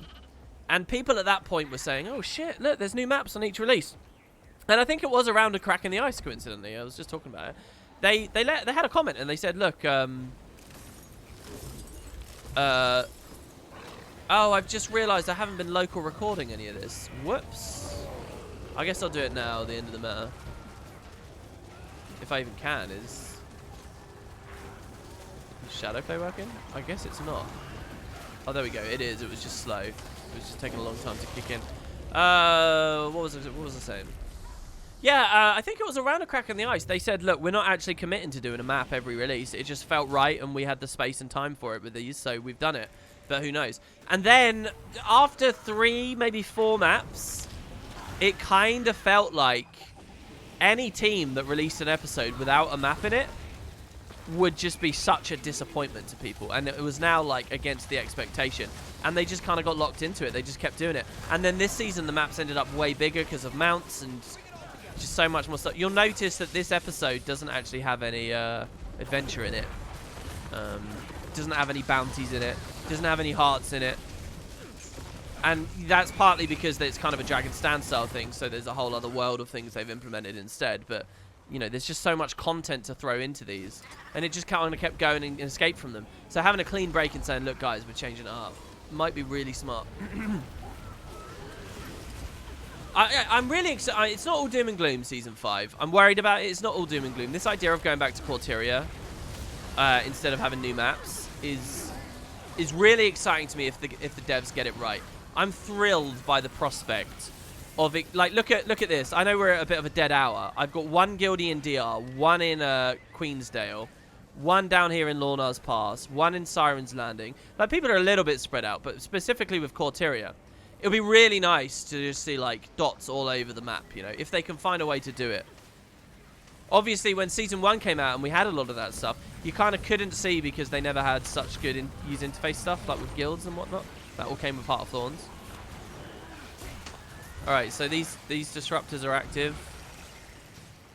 I like the idea of logging in on Queensdown, just seeing lots of players. And look, what I really like is only going to be accomplished with leveling changes, to be honest. If you think about, like, the Palawa Joko current events, they already do stuff like that, and it's really not that profound and interesting because everyone is so strictly pinpoint accurate, standing exactly where the new content is and nowhere else. It doesn't really create the invigorated, populated world that I know the game can do with the right incentives and stuff. So really what I want is going to have to be done through leveling and mechanics and systems. But, you know, Season 5 could be exciting. Is the Mount Wheel option an add-on or default? It's an add-on if you type on YouTube. We probably would need a bot command for that, don't we? If you type Wooden Potatoes, Guild Wars 2 Mount Wheel into YouTube, my video will come up. You can click it. I'll teach you all about it. How would Wooden Potatoes' torment act? What's my antithesis? What's my devil?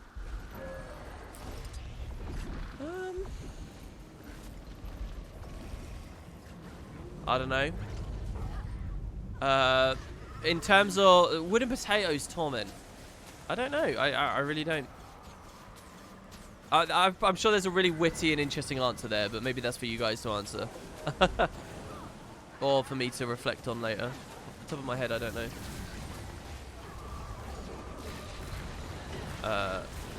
Jerry says he loves tomes, but MB Halo says that they botched leveling with tomes. I don't think tomes are the... this is such a cop-out, stupid thing people always say. It's not the problem, it's the symptom, and then that, like, stifles all discussion of the thing. I think there is meaningful discussion to be had about tomes, but tomes are, to an extent, just a symptom. They're a symptom of the fact that people don't want to level, and that leveling new characters is not that great. Exploration, your first time, second time, is pretty fun and really good with Guild Wars, but that bottoms out and disappears. You can only explore Corteria once, and then once that's done, all the hearts become boring and the events become less exciting, and the novelty of seeing an event you've never seen before is not that great unless you're a super nerd and you just like it for, like, the trivia reasons. So, you know, the fact that tomes are something people are excited by is itself an admission that leveling could and should be better. But tomes certainly exist. Tomes are a way to hand wave the whole issue and just push people into expansions. So, you know, in a sense, what you have to talk about is a lot more broad scope than tomes. You have to talk about how it actually feels to equip a green piece of level 10 gear instead of a level 8 piece of white gear. Does that feel satisfying? Does the difference between 37 defense and 45 defense actually manifest? You know, what kickback is there on the gameplay? How fun does it feel to power your character up? How important does it feel when you unlock a new minor trait? With what speed are we leveling? And I don't mean via tomes, I just mean through the game. Do I really get a chance to indulge in my currently equipped gear and traits before I'm being thrown new ones? These are the things that are lacking in Guild Wars, and they're lacking because there's no challenge in the game. There's nothing to latch onto. There's no reason to look at defense rating or traits or buying new gear or getting new gear drop or leveling up and getting extra vitality or clicking greedily my experience bar and seeing what stats I'll get next level. None of that means anything for as long as the game is just a husk designed to be played by toddlers and 80-year-olds that don't even know where, you know, WAS and DR on the keyboard without physically looking at it, you know, in an attempt to appeal to the highest number of people. Anyway, these are things we've said before. I guess this event, Ratchi's at. Let's go see Ratchi. We're coming, Ratchi. This map's going pretty slow. Do you think we'll fail? How do you fail the meta? Because there's not a timer. You're glad, Krauk said, you've had your fill? I haven't had my fill of one thing, and that's the idea of really awesome stormy areas. And and one thing I think Living Season 4 failed at, actually, is making the brand cool. The brand at core is cool. The brand as described by the novels is cool. It's an interesting, well-defined territory with specific like feel and vibe to it, and it feels grim and dangerous. The brand experiences you have in this season, I think, just feel like a mess. They don't feel dramatic or impactful to go near. Like, I remember speculating about, oh, we'll come here eventually and we'll kill Krauk here. Like, look at how weird this is on the map now in light of how the story's gone. Such a strange thing, isn't it, to look at, that they did this whole thing on the map art and then it ended up never getting used. Like, it's just weird. You know, and I remember being excited, oh, traveling here, and I remember being excited to travel across this here, but it really didn't really feel that great. I mean, there's exciting stuff. It looks good. All the new brand assets look really good, and the brand above the sanctuary looks good, and the tornadoes was a really nice innovation and stuff.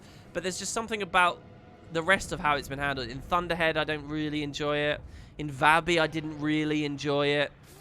And, you know, they tried to up the ante with the lightning strikes. I can't quite put my finger this time on what it is that hasn't quite satisfied me about the brand. Can't quite do it. Bad, considering all the death and mayhem trying to distract me. Yeah, maybe it is that annoyance factor, as someone just said in the chat. Maybe it is that. I swear, last time we did the meta, this entire section did not take any time at all, did it?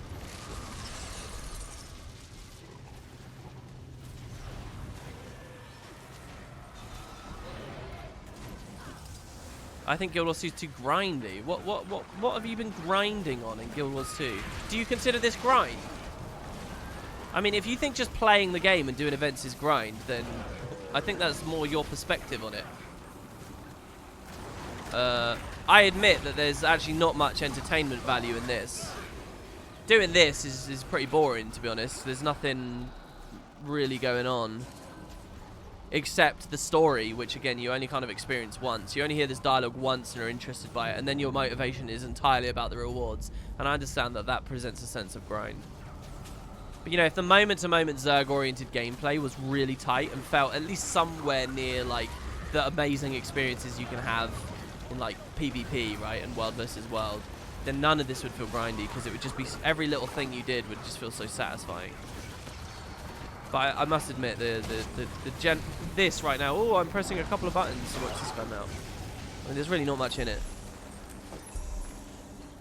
By the way, you can dye the Skyscale, and the open world Skyscales use that dye. Yeah. We've been doing that on the streams. I've got a red one. On this character, it's not red, but on the original stream we did dye it, and it was red.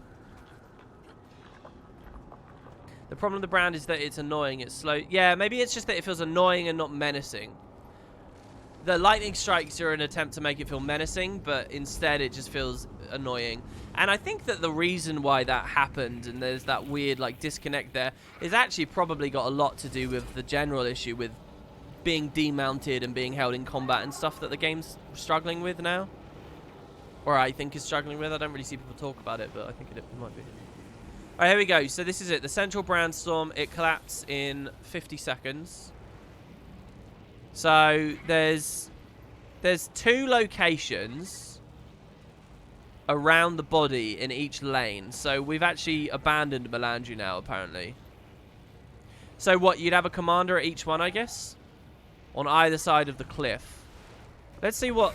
so I should be looking towards Kralkatorrik here. This is the thing that, like, insta-kills us normally, right? So you just see how intimidating that is. And hopefully I can get a good shot of this clearing up. And we'll see the trees over at Melandri when it does. This is going to look good. Do you think they could encourage exploration into different areas by increasing rewards for map completion? No, I think they should look at the bonus event mechanic that they implemented with Heart of Thorns and have never really touched up for Cortirian areas. I think that's one thing. That's the easiest, most realistic thing that they could do at this point with the game. Alright, so I'm going to grab some spears. I guess I'll keep spears. Alright, and so Kralkatorrik, weak points destroyed, 12. So when I was walking around on him, that other stream, it was on a map that had cleared the meta, I guess, right? Oh, this weak point is not breaking as fast as the other one, so I actually be able to tag it. Alright, no crash, please. No crash. The frames are not anywhere near as bad as they were before.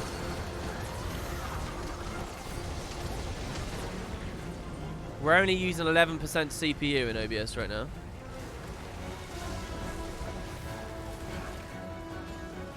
Okay, another weak point, just a bit further up. What are these? Is this just meteors landing? Yeah, they are, okay. What's up with that, like, pillar there? Did we break that later? I really like this. This is implemented so well. Like, he's all craggy. His back is so, like, ridged and, like, bumpy that it, like, slows you down a bit and makes you appreciate even more how big he is. What is it that melts me when I stand next to these things?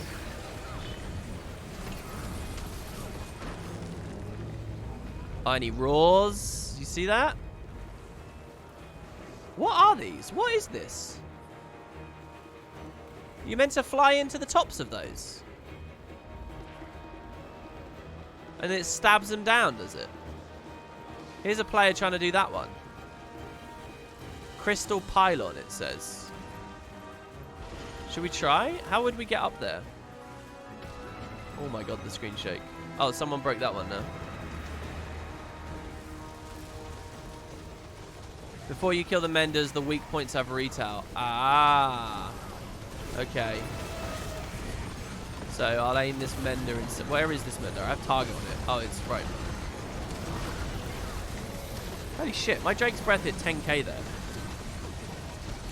PvE. Uso power crept. Is the damage coefficient different on that in PvP?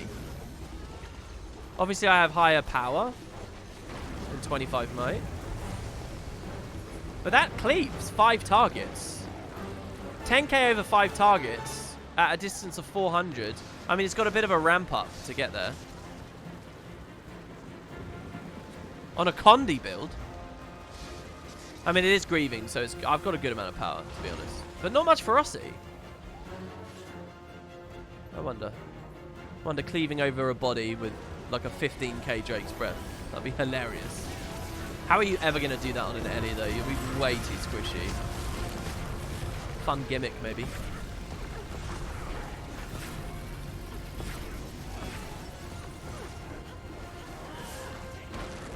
Have you seen his tail rise and smack the ground near the first camp? Yeah, not only have I seen it, but I've been standing on the back of it when it does it and it launches you in the air. There's a Twitch clip of it. I recommend you check it out. And just as a quick reminder, guys, one of the ideas of this stream is if you guys make clips, hopefully between Darg and myself, maybe mostly Darg, I don't know. I don't mean to speak for him. But we might be able to make like montages and stuff and more clip compilations for YouTube. So we might actually be able to get some value out of this. I will be streaming enough that's something fun and something interesting. It can be discussion oriented stuff too if you guys like. Just clip stuff that you like and watch other people's clips as well. If you go to that page, because the ones that actually get watched a lot we'll know are the ones that are decent and are therefore ones that we can easily put into the videos. Yeah. Okay, so let's go back to... I already have footage of the Rift Stalker that's down there. So let's go for a different one. Let's go... And by the way, is this per lane again? Yeah, it is basically, right? Actually, I don't know. To tell you the truth, I don't know who's who. If they're all just down and around Krauk. I hope you can get killed by being under the tail. That's a cool idea. That would be very nice. Is this... No, here we go. This is the Hydra. This is a different one. So this is good. I'll pop my elite here. Oh, what? Okay, no, that's good. And I'm just going to double attune under the elite with the firewall. Just get as much burn as possible. There's 64 on him right now. I don't know how much of that is mine. And then when Primordial ends, I'll go back to do the other stuff. Oh, that full cleanse when he gets the shield is... Oh, no, he doesn't full cleanse. That's interesting. They, like, disable the condies and then bring them all back. How much burn is a fire transmute? Do you guys know? Is it 1? Is it 3? Is it 1 for a long time?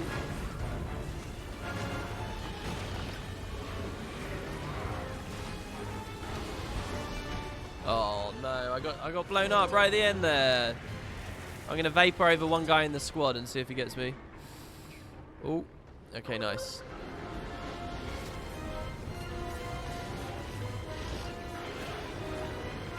Don't kill the Hydra. Oh yeah, of course. My bad. Look, guys, we did amazing DPS. We're the best. We're like Jekt, learning the Jekt shot. You won't be able to do it. You're not good enough. Triple kill mechanics. Yeah. We'll just wait for the Wrathbringer.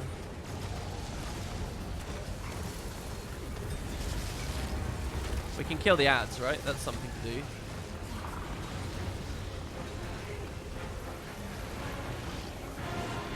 Yeah. A shockwave does come out of the tail and you assume it does damage. It's nice.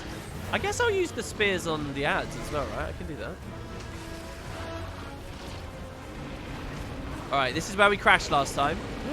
We made it this time. No, I didn't even get... Oh, it says 2 out of 2 legendary creatures, so I actually got credit for the matriarch before. Hurry, before it lands over. Attack! Oh, here's the weak point. Okay, Amenda's spawned, so we just focus on him. Look at this. Look at this high IQ build. You literally just spam your utilities. How good is that? I love builds where I can do that.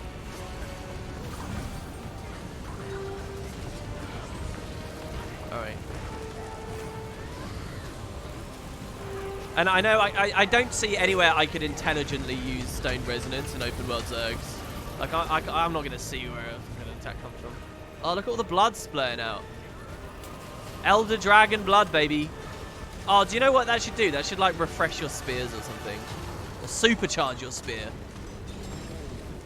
But then what would you do for the fire one if people had chosen that? Alright, so that's that weak point. So there's just a whole new set of weak points, I guess? Now, the devs know we're going to be in combat at this point. Oh, so look, we come onto the... Is this the back of his tail? Is this what I was standing on before? No, I think I was at the other end of him, wasn't I?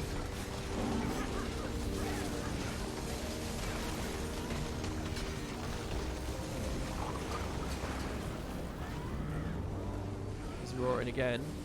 There's one more crystal pylon. I'd like to learn more about that mechanic.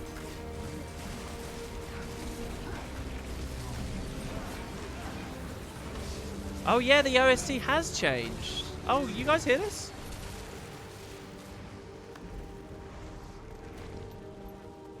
I've heard this song before as well. Where have I heard this? Your face. I've seen it. Oh, maybe I haven't. Maybe it's a remix. Maybe it's a different version.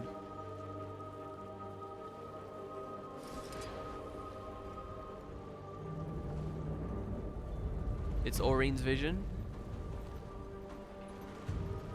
Oh, this was the thing in the cutscene of her dying over and over and over, right? How many new pieces did they compose for this one?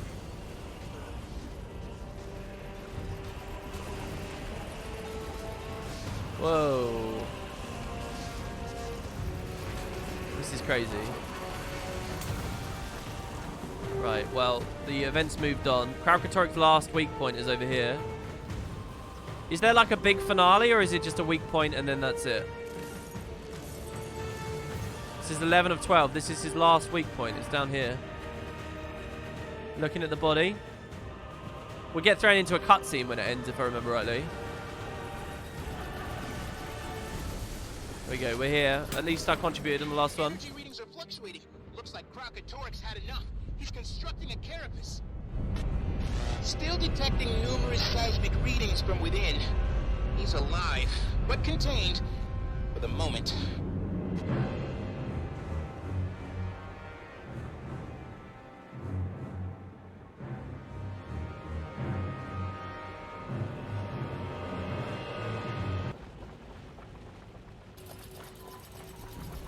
Okay, so there you go.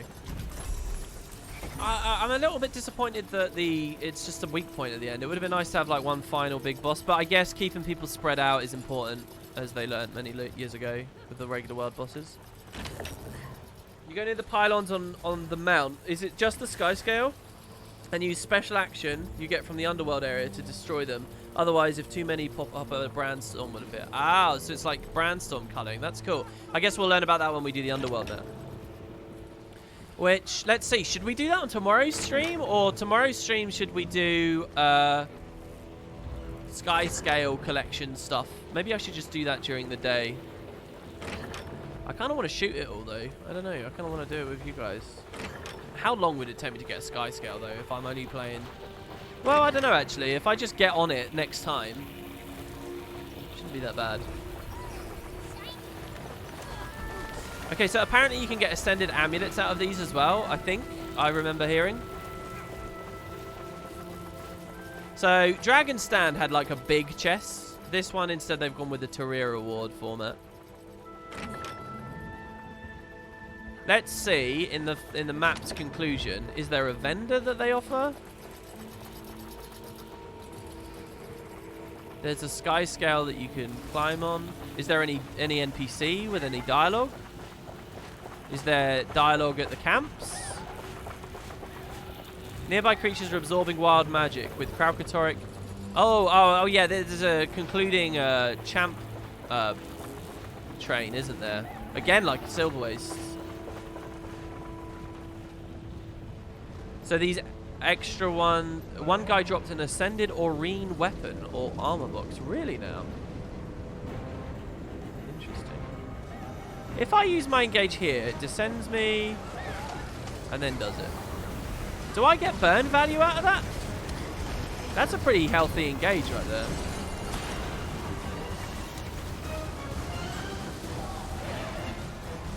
We have exclamation mark bleeds. Let's see what the transmute is. It's 1 burn, 5 seconds, so it's lame. Not good enough.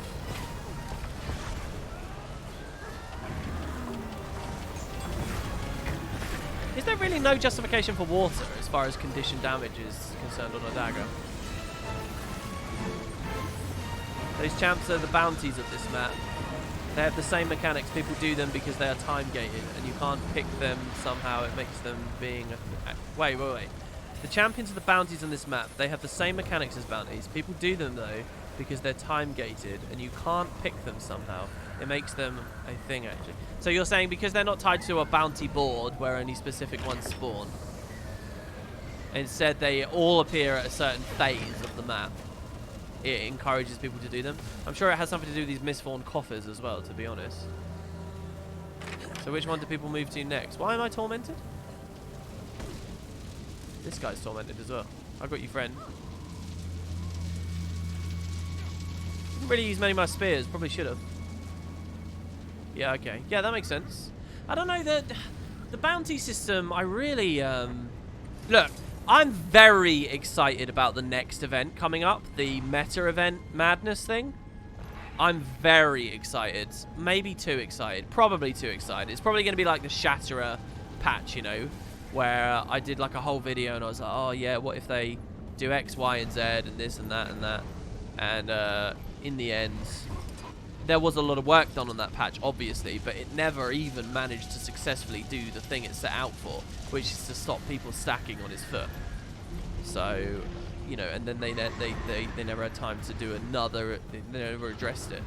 So I don't know. What do you think will happen with the Path of Fire metas? But when they did that, it would be a really nice time to look at bounties a little bit as well. Like just rewards in general on POF just need a do-over. That's all. That's all it is. Just a little cheeky look. I really want a Lacry right now to see that super fast cooldown soften again.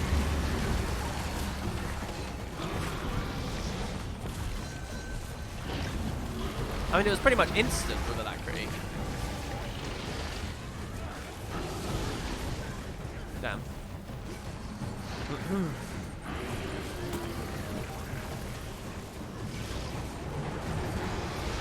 Just went into a bit of a lightning rod rotation there. Foolishly. We'll spear this guy. Yeah. So we get a lost saddlebag. Some more coffers. How about a different game tomorrow? What day is it today? Saturday, right? I do want to play Druidstone. What I'll probably do is I'll leave the weekend streams on Guild Wars for this week. Maybe we'll do let's nail it in. Let's do Druidstone on Monday. Yeah. Let's play a little bit of Druidstone on Monday. Since the first one of these I did was on Wednesday, I think. So maybe we'll do Druidstone Monday, and if people really like it and I actually get viewers, which I don't know whether I will, but if you guys actually show up for that. Druidstone is from the makers of The Legend of Grimrock. The devs outreached to me. They gave me a key, and I'm really excited to try it out. It came out just a couple of days ago. It's a very new game. I don't know whether I'll like it because it's a slightly different kind of RPG, so I'm going to try it on stream. So if you guys want to check out my initial experience of that, you're welcome to. What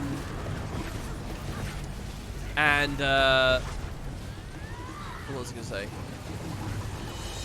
Okay, so this guy's invulnerable because I wasn't close enough to him. Because the mechanic was to be far away. Yeah, if people actually tune in on that and it's fun, maybe we can do it on Tuesday as well. And then, you know, that's like 5 days of Guild Wars and 2 days of another game. But I seriously doubt that will happen. In which case we'll do more Guild Wars. You know, we'll just have 1 day a week.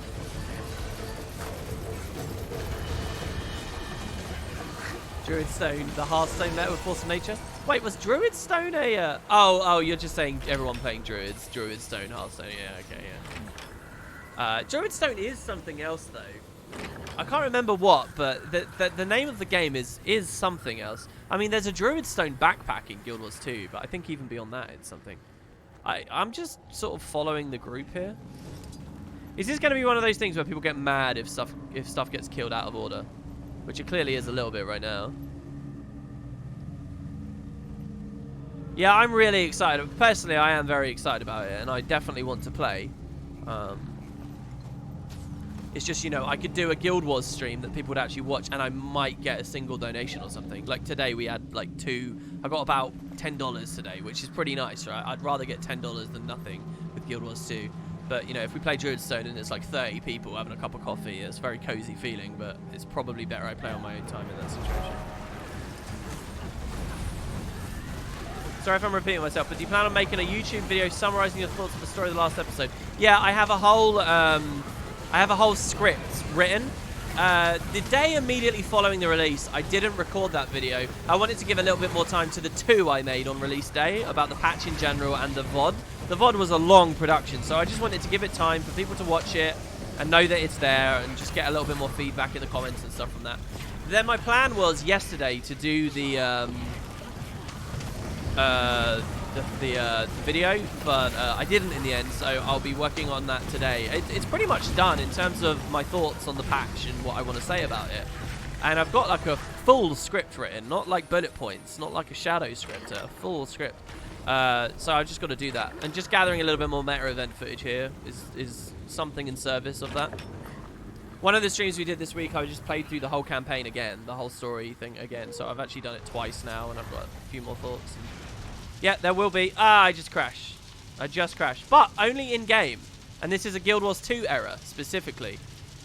So this is just Guild Wars 2 is out of memory, which I think is just a thing with the patch. OBS has not crashed. The PC has not crashed. All I would have to do is relaunch Guild Wars. But I don't think I have to, actually. To be honest with you guys, that's it. We've seen the meta, isn't it? That's the whole situation. So, you know, we could actually probably just leave it there.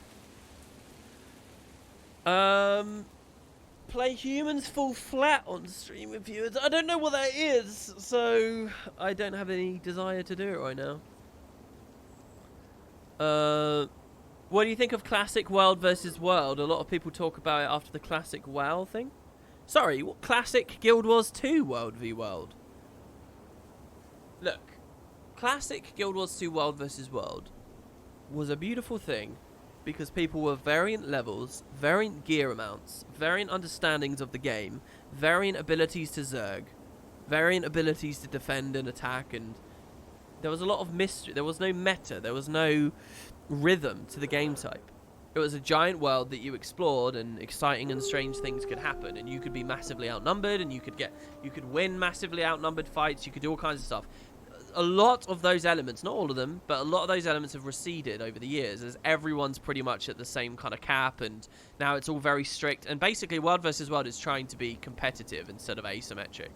The only way to get back those glory days of World versus World is to fundamentally shift World versus World, and I've given you my example of exactly how to do that for a long time. But yeah, bring back culling for classic World versus World. Yeah, yeah, kind of rip on the gameplay there. It's a shame about the crash, but hey, at least we got all the stuff we really needed. There's a lot of story associated with the meta. A lot of character beats get played out in dialogue and open world when you do the metas for each lane. I love the Melandri lane. That's what we did today. Yeah, it was really pretty good. We missed the intro to Melandri lane though, so I'll try and get that. Tomorrow, yeah, we'll maybe do the Underworld meta or Skyscale. I guess it just depends on what I fancy. But we got some more sense from Jahai there and finished that. Might look more at Thunderhead Keep. There's all kinds of fun stuff for us to do. Do you want a duel tomorrow? You're a pretty strong Dagger Weaver. Yeah, if you like, I'll fight a Dagger Weaver. I kind of want to see someone play a Dagger Weaver, to be honest. Like a really glassy one. Either well, probably not Condi, but maybe like a power one. You know, in a good game type. That'd be a great idea. Give them an unpleasant feeling of what a mess it was upon release, so community will appreciate what they have now. Yeah, but bring the orbs back, I guess. I don't know. You're asking the wrong person for really, really intelligent information about World vs. World, obviously. Well, there you go, guys. That's the stream. Thanks very much for watching. You can catch this VOD over on WP2. Please do remember, the only reason I'm able to do this is because of Patreon. If you just take 2 seconds to have a look at it and see what I'm all about, maybe lend your support if you'd like to. I offer perks and stuff. It's a bit of a worrying period at the moment. So, yeah, there's a link in chat for that. And until tomorrow, guys, see you soon. Well, not even tomorrow. I'll see you on the main channel very soon with this story video. See you then.